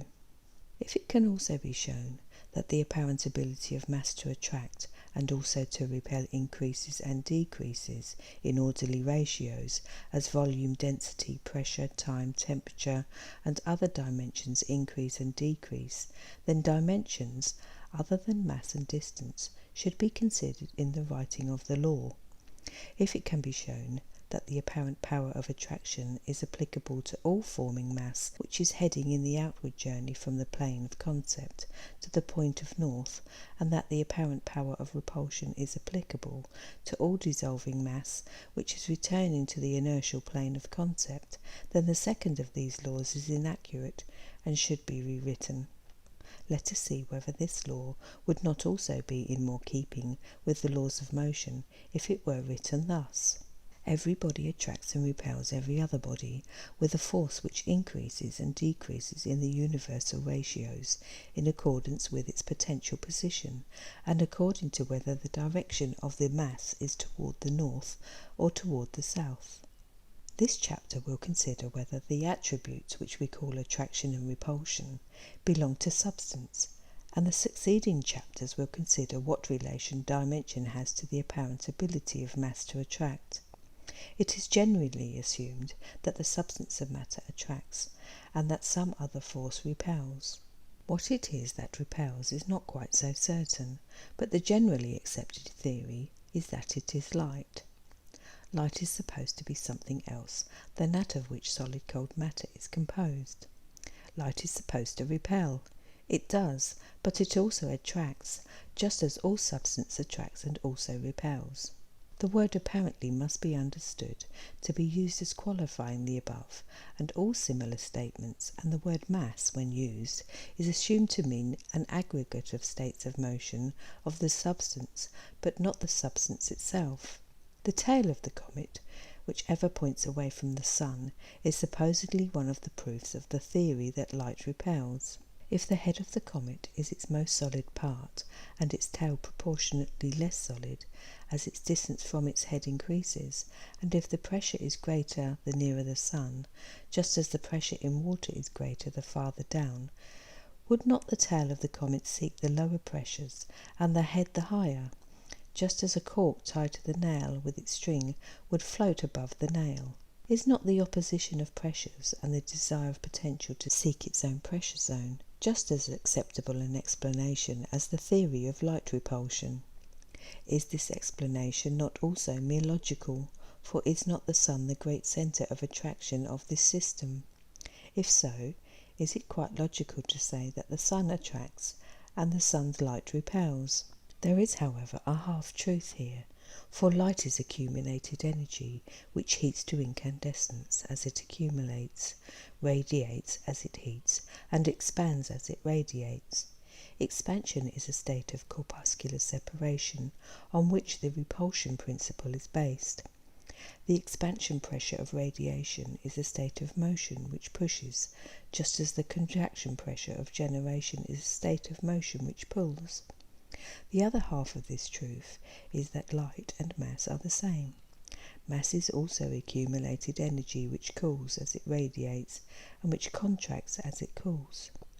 Contraction is a state of corpuscular integration upon which the attraction principle is based. Here are two half-truths which trace the source of both opposites to the same focal centre. Let us consider these two half-truths and see if they cannot be made into one whole truth. First, let us consider whether light or mass either repels or attracts as a substance or as an aggregate of substances, or whether it is motion alone which performs these miracles of whirling suns and planets about in space to suit its whims. If light repels, something else must attract, for it would not be possible for light to do both. Yet the physicist bases the phenomena of growing plant life upon the ability of light to attract. That process, which he terms photosynthesis, is one in which the light of the sun is presumed to attract and to assemble substance into form. Every physicist knows to a certainty that light directed against a metallic plate will increase its positive charge. More than that, various intensities and colours of light will vary the positive charge. Further still, various metals will vary vastly in their ability to absorb additional positive charge from the same sources of light. Further still, metal plates so overcharged by the light will gradually lose that charge in the dark. Consider light in the aspects of a flame. The flame from the birch log rising rapidly in a direction radially away from the earth's centre is exactly the opposite direction from that in which the log of birch would fall. The birch log is the accumulated potential of contracted pressure and is consequently subject to gravitational pull, which is preponderant to the expansive pressure of radiational push. The flame from the birch log is a series of explosions which release the accumulation of contractive pressure. The flame is a suddenly expanded radioactive release of energy, which so explosively and so eagerly seeks the lower potential of pressures far removed, that the friction caused by resistance to so great a speed develops heat enough to produce incandescence. The birch log and the flame from it are the same substance. The substance has but reversed its pressure preponderance. Here is a substance which appears to attract when its power time is in preponderance and its volume contracted, and to repel when its speed time is in preponderance and its volume expanded. If substance attracts, something else must repel. It is unreasonable and illogical to say that substance can both attract and repel. What is there in this universe other than substance? There is the motion of substance. Does substance attract and motion repel? Let us consider this. We are familiar with the fact that warm air rises and cold air sinks. Here is the same substance, proceeding in opposite directions, certainly not because of a difference in substance. We are familiar with the rain falling to the ground and the vapour rising to the clouds. Here again is the same substance, proceeding in opposite directions. We are familiar with the expulsion of water by oil, of naphtha by water, of ether by naphtha, of hydrogen by air, and innumerable other substances which repel other substances for some good reason. We are also familiar with the fact that the ability of different substances to expel or repel each other is a relative one. We are familiar with the attraction of chlorine for sodium, of nickel for iron, of fluorine for hydrogen, of boron for nitrogen, bromine for potassium, and innumerable other substances which attract other substances for some good reason. We are also familiar with the fact that the ability of different substances to attract each other is a relative one. We are also familiar with methods whereby opposing substances can be induced to attract each other by forcing a union under high pressure, or by using a catalyst as a mediator. Likewise, we are familiar with methods which will separate bonds between united substances. Can it be possible, then, that substance has any relation to these qualities, which we call attraction or repulsion? If by changing the volume of a mass it rises instead of obeying the pull of gravitation, is it not reasonable and logical to assume that volume has some power to modify gravitational pull? If by changing the temperature of two equal masses of the same substance they separate, and if by equalizing them they come together, is it not reasonable and logical to assume that temperature has some relation to the phenomena of attraction and repulsion? If by changing the temperature of two equal masses of the same substance it changes their volumes, densities, pressures, and all other dimensions, is it not logical to assume that dimension is in some manner related to the phenomena of attraction and repulsion? One needs no more convincing proof of the relative ability of mass to attract and to repel than this well-known characteristic of all elemental substances to find each other. When substances find each other, they also find their opposites, which revolve in exactly the same plane. Every state of motion is seeking a similar state of motion. Every state of motion has not only its own pressure zone, but its own plane. All of the elements of matter revolve in their own separate planes. The atoms of each element will eventually come together when released from locked positions in higher potentials. Every mass revolving in one plane resists the proximity of mass revolving in any other plane. Any compound mass of varying plane will eventually separate into its constituents, each of which will find its true position in its own plane and pressure zone. Every chemist is thoroughly aware of the relative ability of one mass to attract another, irrespective of distance. Every chemist knows that units of elements called ions break away from certain compounds with varying degrees of violence. The chemist calls this phenomenon ionization, and thinks of it as a chemical effect of a reaction. Ions are masses. The law for one microscopic ion is the same as for a planet. If the chemist would think of all actions as gravitational and all reactions as radiational effects, he would know that ionization is due to the repellent separative power of magnetic radioactive force to expel these little planetary ions in order that magnetism may carry out its desire to diffuse electrically accumulated mass. The supposition that atomic motion is an electrical effect and that the atoms of the elements are thereby exempted from obeying the laws of gravitation misleads the chemist.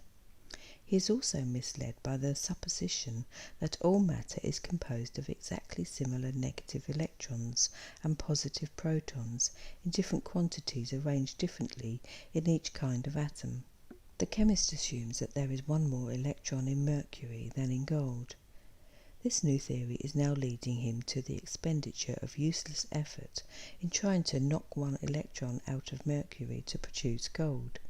One might as well try knock a planet out of our solar system. The fact is the reverse of the chemist's assumption. If one electron could be knocked out, and if that act would change Mercury, the change would not be to gold. It would be to thallium or to lead. Likewise, one electron removed from lead would not produce Mercury as hoped. It would result in bismuth. If one of our planets could be knocked out of our solar system, the event would increase our zodiacal expansion by at least 2 degrees, and retard our solar evolution by at least 85 million years. The loss of one electron from the element Mercury would be equivalent to a substantial discharge toward negative weakness. This discharge would cause the plane of Mercury to increase its angle to the plane of lutetium, which would be the opposite effect necessary for the production of gold. The only way to change mercury to gold is to increase the contraction pressure of the mercurial atom and thus change its plane to one slightly nearer that of the lutetium atom.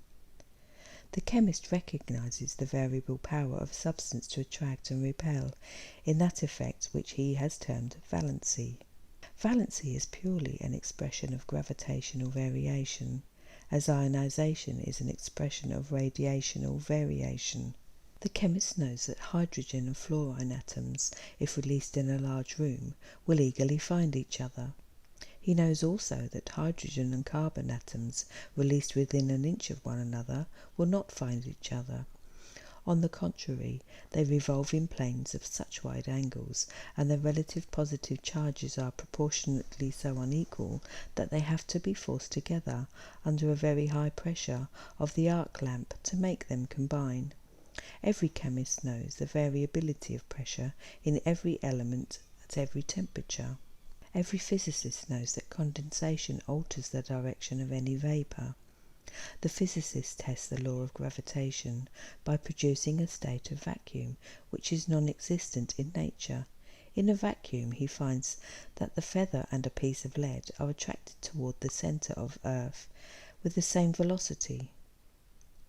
This is a universe of varying pressures, and the production of an abnormal condition in a tube is not a test of a relative power of substance to attract or to repel substance. If a tube large enough to enclose this planet and long enough to reach the sun's surface could be pumped free of its opposing pressures, the Earth would fall to the sun instead of floating in the orbit mapped out for it by the two opposing pressures which determine its position. Every physicist knows that the specific gravity of every element, compound, or mixture differs from that of any other. That quality in substance which we call weight is merely an indication of the apparent relative ability of substance to attract substance in proportion to its relative density and potential. Every metallurgist knows that some alloys can be produced very simply, because of the willingness of some metals to unite, and the great unwillingness of others.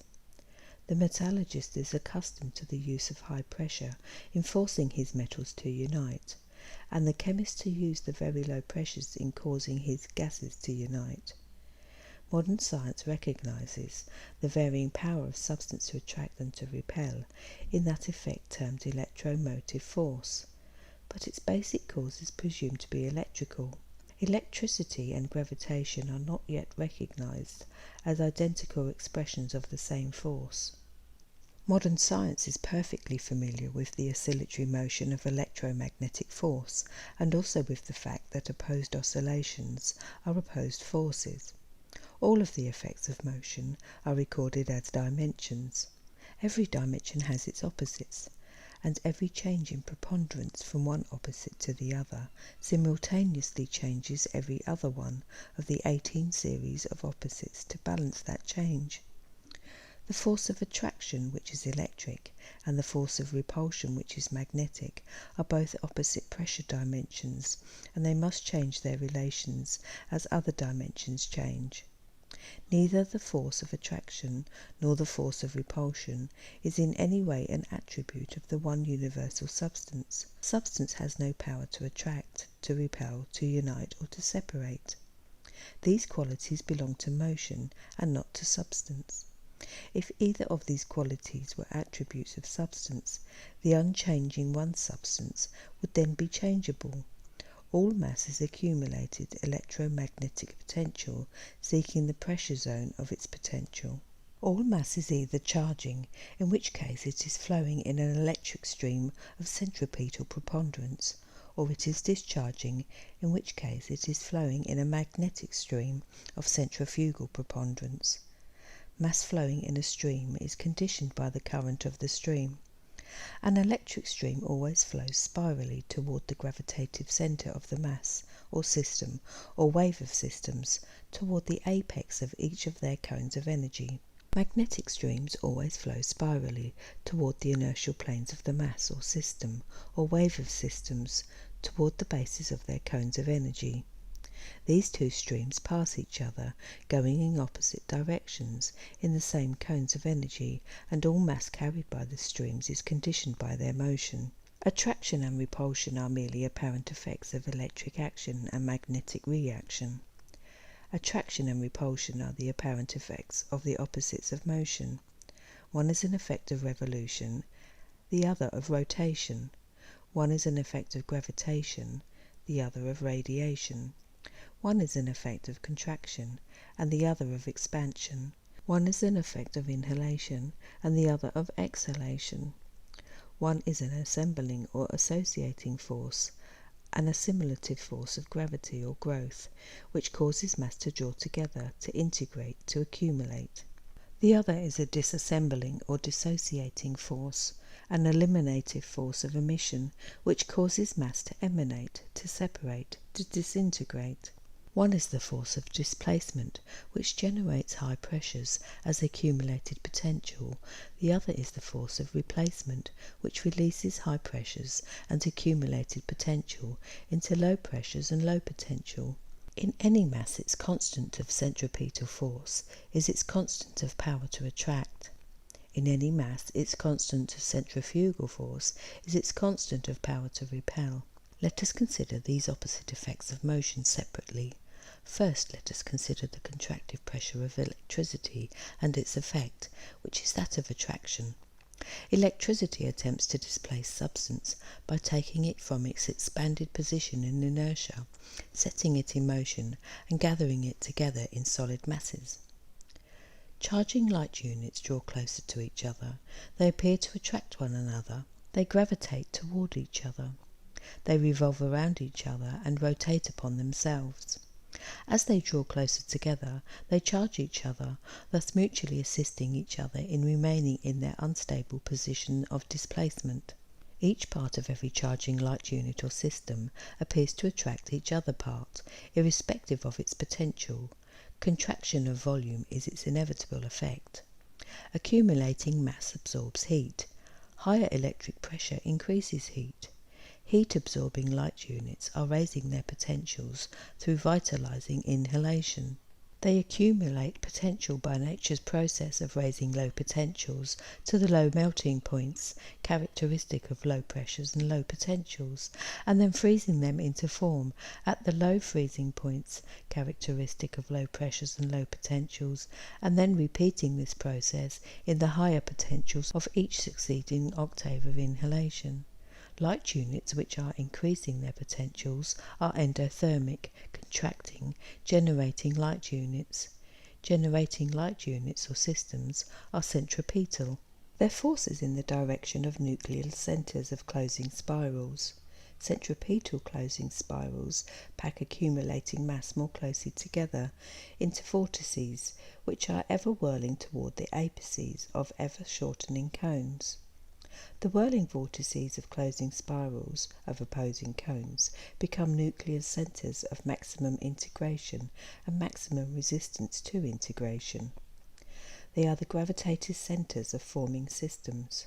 They are the focusing points toward which all charging light units of increasing potential and integrating mass fall and become absorbed as heat units of potential energy, and away from which all discharging light units of lowering potential and disintegrating mass rise and are radiated as heat emanations. Centripetal closing spirals of opposing cones accumulate positive charge and its accompanying heat resistance into restricted areas at their melding apices, which form centres of gravitative force. The apices of spiral cones are the focusing points of the high potential of their system. All light units of increasing potential decrease in volume as they approach these focusing points. Decrease in volume means increase in density. Increase in density is resisted by magnetic reaction and evidenced in heat. Heat radiates, radiation expands, and expansion cools the surface of the accumulated mass. Cold generates, generation contracts, contraction condenses. By this process, a contracting shell of high pressure is formed around any heated mass to prevent expansion, and the hot centre ever increases in density as it cools. This is nature's method of changing dimensions of motion in order to produce apparently different substances with which to build the forms thought out by mind. No better illustration of nature's processes could be found than the comparison of man's processes of transforming iron into the appearance of other substances by exactly the same methods. Iron superheated and plunged into icy water will appear quite another substance than the iron of which it is composed. The same iron or an iron alloy, when cooled in molten lead, will have other qualities not there when assembled by the metallurgist. The pressures employed by man in his processes of transformation give to the substances used by man many and varied appearances and forms. Just so with the pressures employed by nature in her processes of transformation by growth. Everything constructed by nature grows.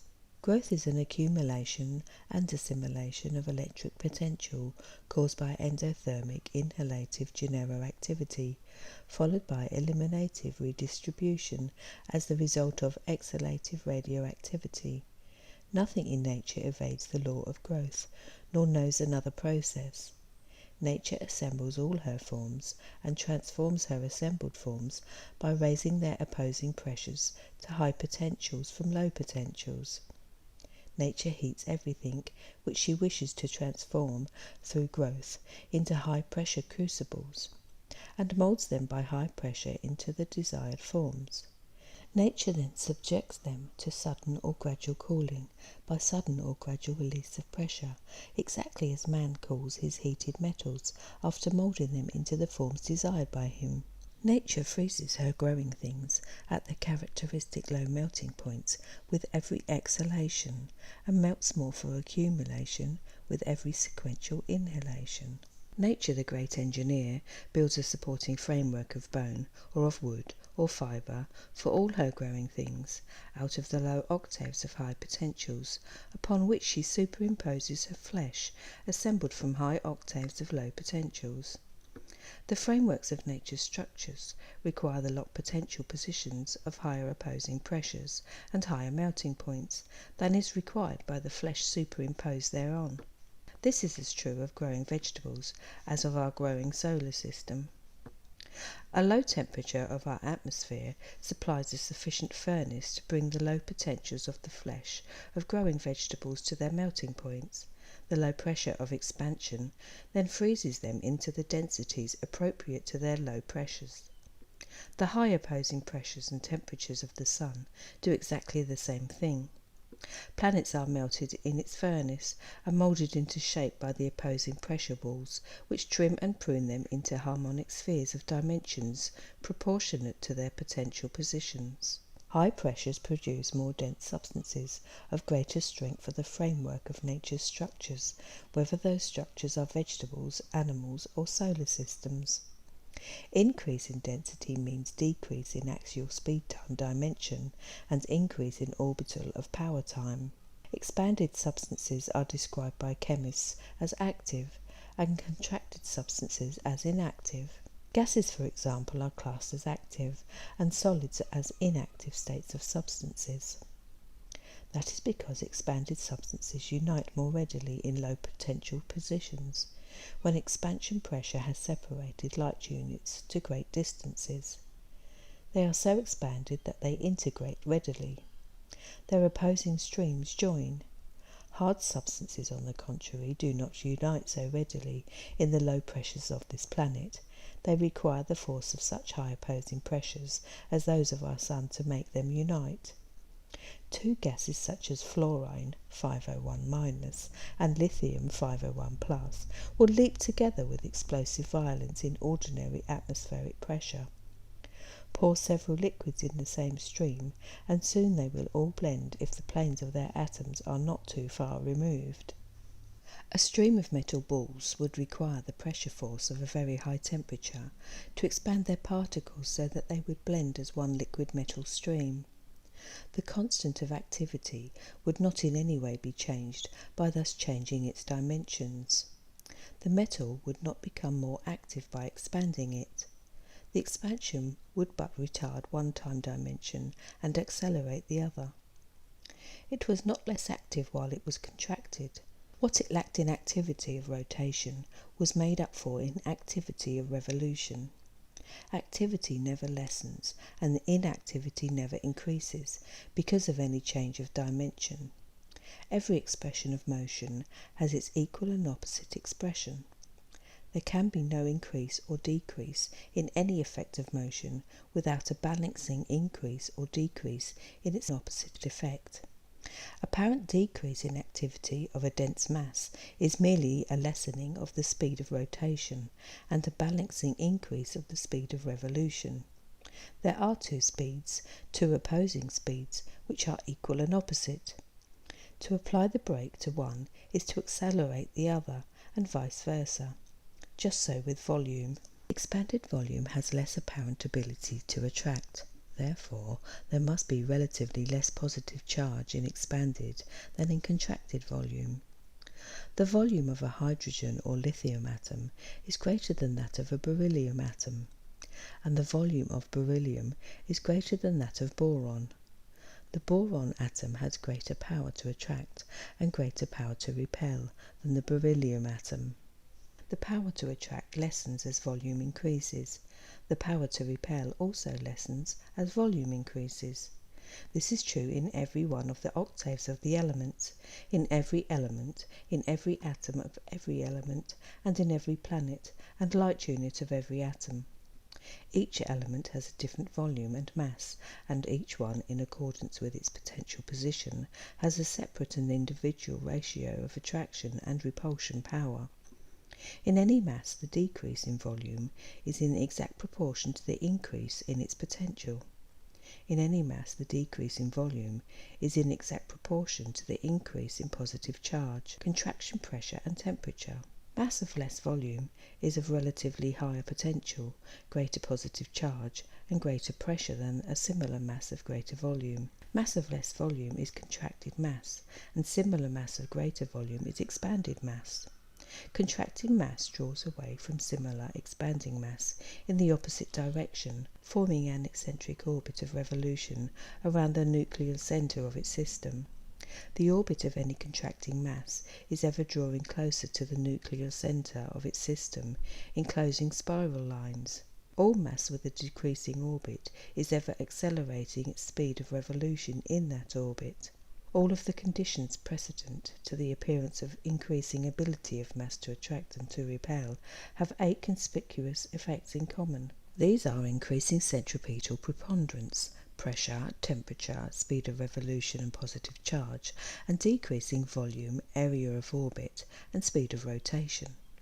On the contrary, all of the conditions precedent to the appearance of decreasing ability of mass to attract and to repel have the 8 opposite effects in common. These are decreasing centrifugal preponderance, pressure, temperature, speed of revolution and negative discharge, and increasing volume, area of orbit, and speed of rotation. In any mass, the greater its speed of revolution, the greater its power to attract and to repel. In any mass, the greater its speed of rotation, the less its power to attract and to repel. As all mass is constantly changing both of those dimensions, all mass is varying in its ability to attract and to repel. Revolution is the opposite of rotation. One exactly balances the other, in accordance with the law that there can be no increase or decrease in any effect of motion without a balancing decrease or increase in its opposite effect. Also, one eventually overtakes the other, in accordance with the universal law of sequential preponderance in all opposite effects of motion. Revolution is an effect of motion employed by electricity to increase surface tension pressure in order that it may accomplish its desire of converting the universe into solids. Electricity conquers magnetism in its sequentially preponderant power of generation and regeneration. Rotation is an effect of motion employed by magnetism to counteract the desire of electricity by disassociating that which electricity has associated. Magnetism conquers electricity in its sequentially preponderant power of degenerating that which electricity has generated. All mass is simultaneously electric and magnetic, but preponderantly one or the other, cumulatively in endless repeative sequence. All mass simultaneously revolves and rotates, though one effect is always preponderant, while the other one is preparing for its right of preponderance. All opposite effects of motion are simultaneous in the expression of their sex opposition, but preponderant in sequence in each sex expression. Each oscillation of the opposing electric and magnetic forces is simultaneous, but one is greater than the other. In this universe of more and less, all division into the more and the less occurs simultaneously, but both unequal divisions are cumulative in their inequality. One always overtakes and overbalances the other, though both are progressing in opposite directions. Man's inhalation, for example, is simultaneously accompanied in a less degree by his exhalation, and conversely his exhalation is accompanied in a less degree by his inhalation. While he is inhaling in preponderance through his nostrils, he is exhaling in a less degree through every pore of his body. Conversely, while he is exhaling in preponderance through his nostrils, he is inhaling in a less degree through his body. The time will eventually come when the inhalation-exhalation sequences will become preponderant through his pores. He will then gradually lose vitality until disintegration has conquered his ability to integrate sufficiently to hold his body together as a unit. Degeneration will eventually conquer generation until regeneration again has its turn. All idea is repeative, and no effect of motion once started ever ends. The end of an octave is but the beginning of another octave. The end of a cycle is but the beginning of another cycle. The end of a wave is but the beginning of another wave. Also, the end of life is but the beginning of another life. There is no death. Man cannot die, nor can motion end, nor can idea evade repetitiveness, nor can sex evade its sequential preponderance. Attraction and repulsion are opposite sex effects. If the law which states that all opposite effects of motion are simultaneous in the expression of their sex opposition, but preponderant in sequence in each sex expression is sound, then all mass which attracts also simultaneously repels. Also, one of these qualities is preponderant in proportion to the preponderance of one or the other states of motion, which determines the potential of the mass. Furthermore, if the law is true, any mass which is preponderant in its power to attract eventually becomes preponderant in its power to repel. If this is true, any mass which is increasing its power to attract must also be increasing its power to repel in excess of the increase of power to attract in order to attain its alternate right of preponderance. Conversely, for the same reason, any mass which is decreasing its power to attract must also be decreasing its power to repel in excess of the decrease of power to attract. The excess in each instance is in universal ratio. If this is true, there must be a point of equilibrium where the preponderance of gravitational power passes to preponderance of radiational power at both ends of the cycle of motion, at which points motion is impossible, except that which is continued by impetus, for in such an equilibrium there could be no force to cause motion.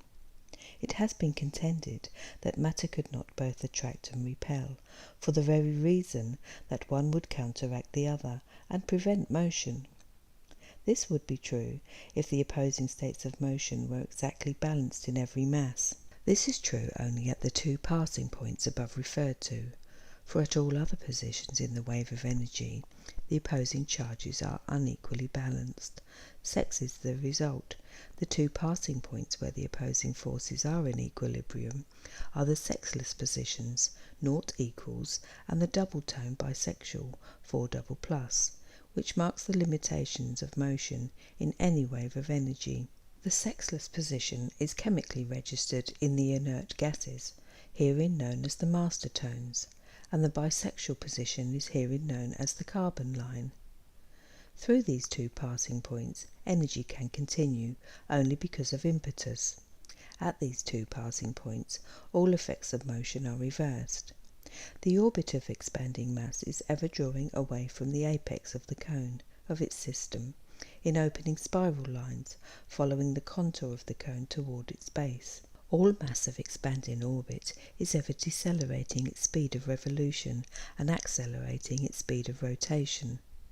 Discharging light units or systems separate or draw away from each other and also draw away from charging light units or systems.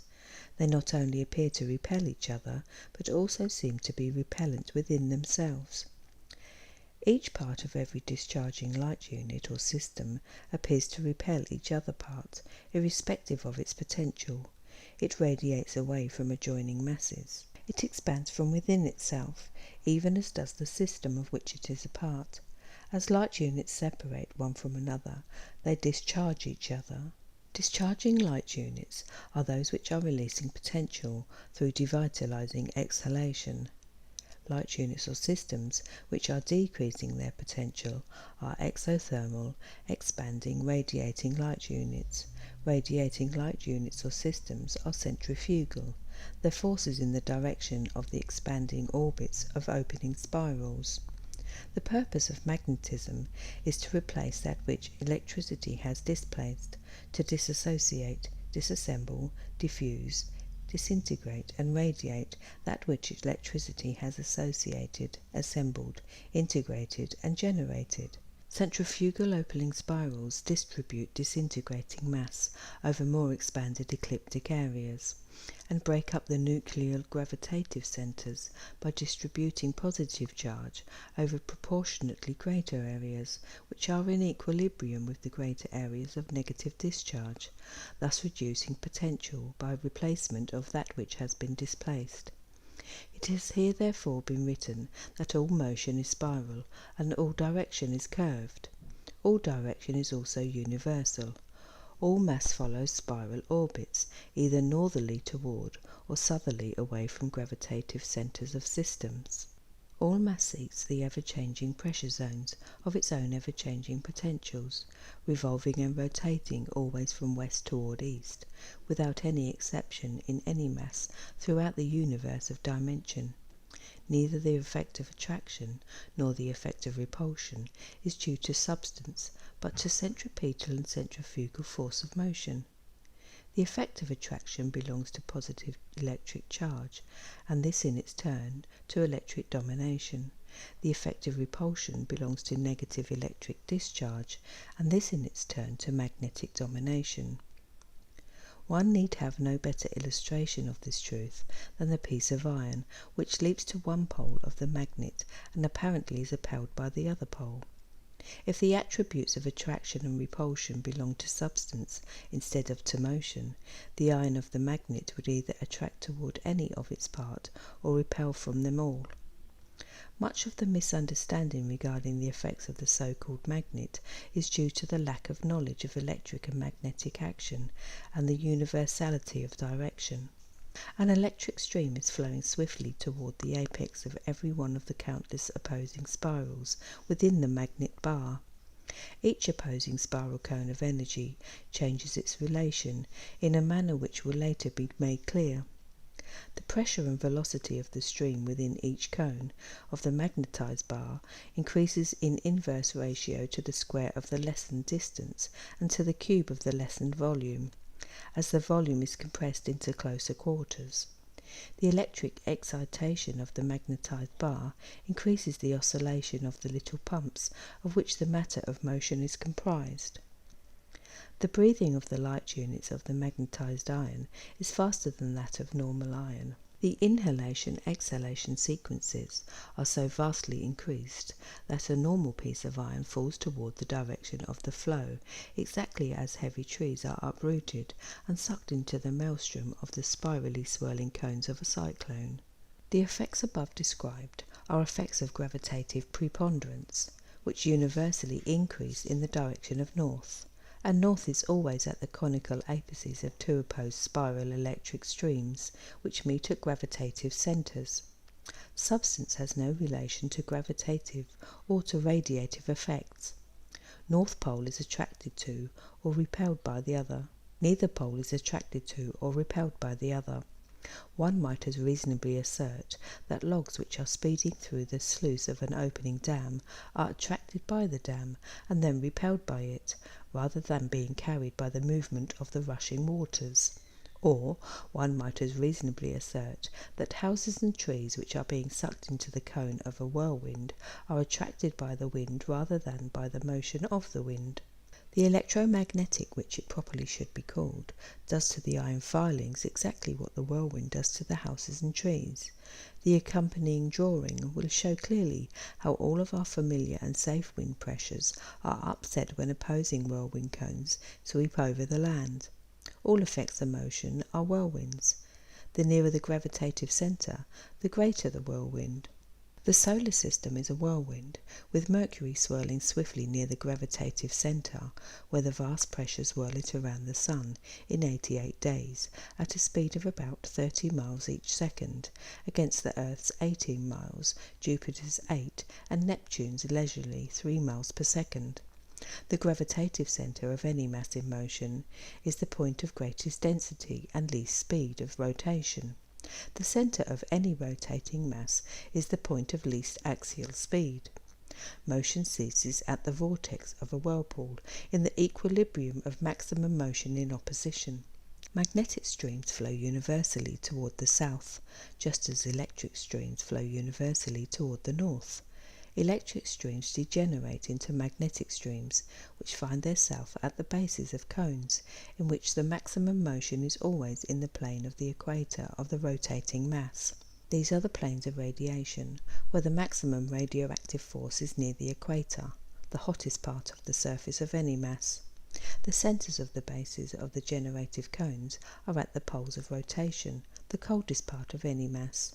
Mass is disintegrated by a magnetic force exerted equatorially, just as it is integrated by an electric force exerted axially. Just as the phenomenon of attraction is caused by the flow of a centripetal stream whirling spirally with ever-increasing swiftness toward the vortex in the apex of the cone of its spiral, so is the phenomenon of repulsion caused by the flow of centrifugal stream whirling spirally with ever-decreasing swiftness toward the base of the cone of its spiral. The electric stream displaces substance by accumulating the universal constant under increasingly higher pressure equilibriums into relatively solid masses, and the magnetic stream diffuses that solidity into tenuity by releasing those high pressures. Affinity in the chemical sense and attraction in the electrical sense are analogous. Both are effects of gravitation. The attraction of gravitation is but a result of centripetal force, of which deceleration of the speed-time dimension of the universal constant and acceleration of power-time is the condition precedent. Unequal valency in the chemical sense and repulsion in the magnetic sense are analogous. The repulsion of radiation is but a resultant of centrifugal force, of which acceleration of speed-time dimension of the universal constant and deceleration of power-time is the condition precedent. The preponderance of one of the opposites of motion is therefore the condition which must be present in mass in order that it may be preponderant in its ability either to attract or to repel. Substance then merely appears to attract or to repel, and that appearance is relative. Both forces are equal. A preponderance of one is balanced in its opposite by the preponderance of the other. The two added together cause an appearance of stability which is maintained for a time by motion. The relative ability of a substance to attract and to repel is in the same ratio as the increase or decrease of the opposing pressures and other dimensions which determine the potential of a charging or discharging system. In any mass the apparent ability to attract increases with increase of positive charge and decrease of volume. Also the apparent ability to repel increases with increase of negative discharge and decrease of volume. In any mass, the preponderance of the apparent ability to attract or to repel is proportionate to its preponderance of positive charge or negative discharge.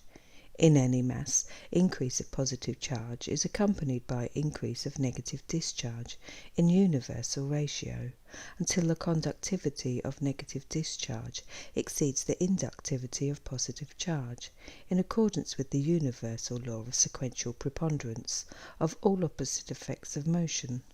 Periodicity of attraction. The relative ability of the elements of matter to appear to attract is in the order of their periodicity, as has been shown in the chart of the periodic table of the elements. The first gravitational tone is 1+, the lithium line. The second gravitational tone is 2+, the beryllium line. The third gravitational tone is 3+, the boron line. There are mid-tonal pressure walls in the 7th, 8th, 9th and 10th octaves, which in their aggregate constitute one tone between 3+ and 4++. The fourth tone, 4++, is the bisexual tone, in which the ability to attract is equal to the ability to repel. This progression is increasingly male in sex and increasingly electropositive in charge. Periodicity of repulsion. The relative ability of the elements to repel is in the same order. The first radiational tone is 1-, the fluorine line. The second radiational tone is 2-, the oxygen line. The third radiational tone is 3-, the nitrogen line. The same relatively repellent order regarding mid-tonal pressure walls prevails on the female side of 4++ as on the male side. The planes of these opposing pressure walls vary from 0 degrees at 0 equals to 90 degrees at 4++. 1+ and 1- are absolutely parallel to each other, likewise 2+ and 2-, and 3+ and 3- in each wave, but in each half of the wave the pressure walls oppose the opposite halves of the adjoining waves. The plane of the double tone 4++ in the 5th octave is at an angle of 90 degrees to the south inertial and secondary vertical planes of their cubes, and is parallel to the primary vertical plane. The other four positions approximate their relations. The relations of the planes of their tonal pressure walls is of vast importance, and together they form one of the most important of the dimensions. If there is such incontrovertible evidence that the ability of mass to appear to attract and to repel mass is but relative because of their variation in states of motion within each mass, is it not better to rewrite the law as it has been suggested at the beginning of this chapter? Every mass has the apparent relative ability to attract and to repel every other mass, its relative ability depending on its relative potential. Thank you for watching.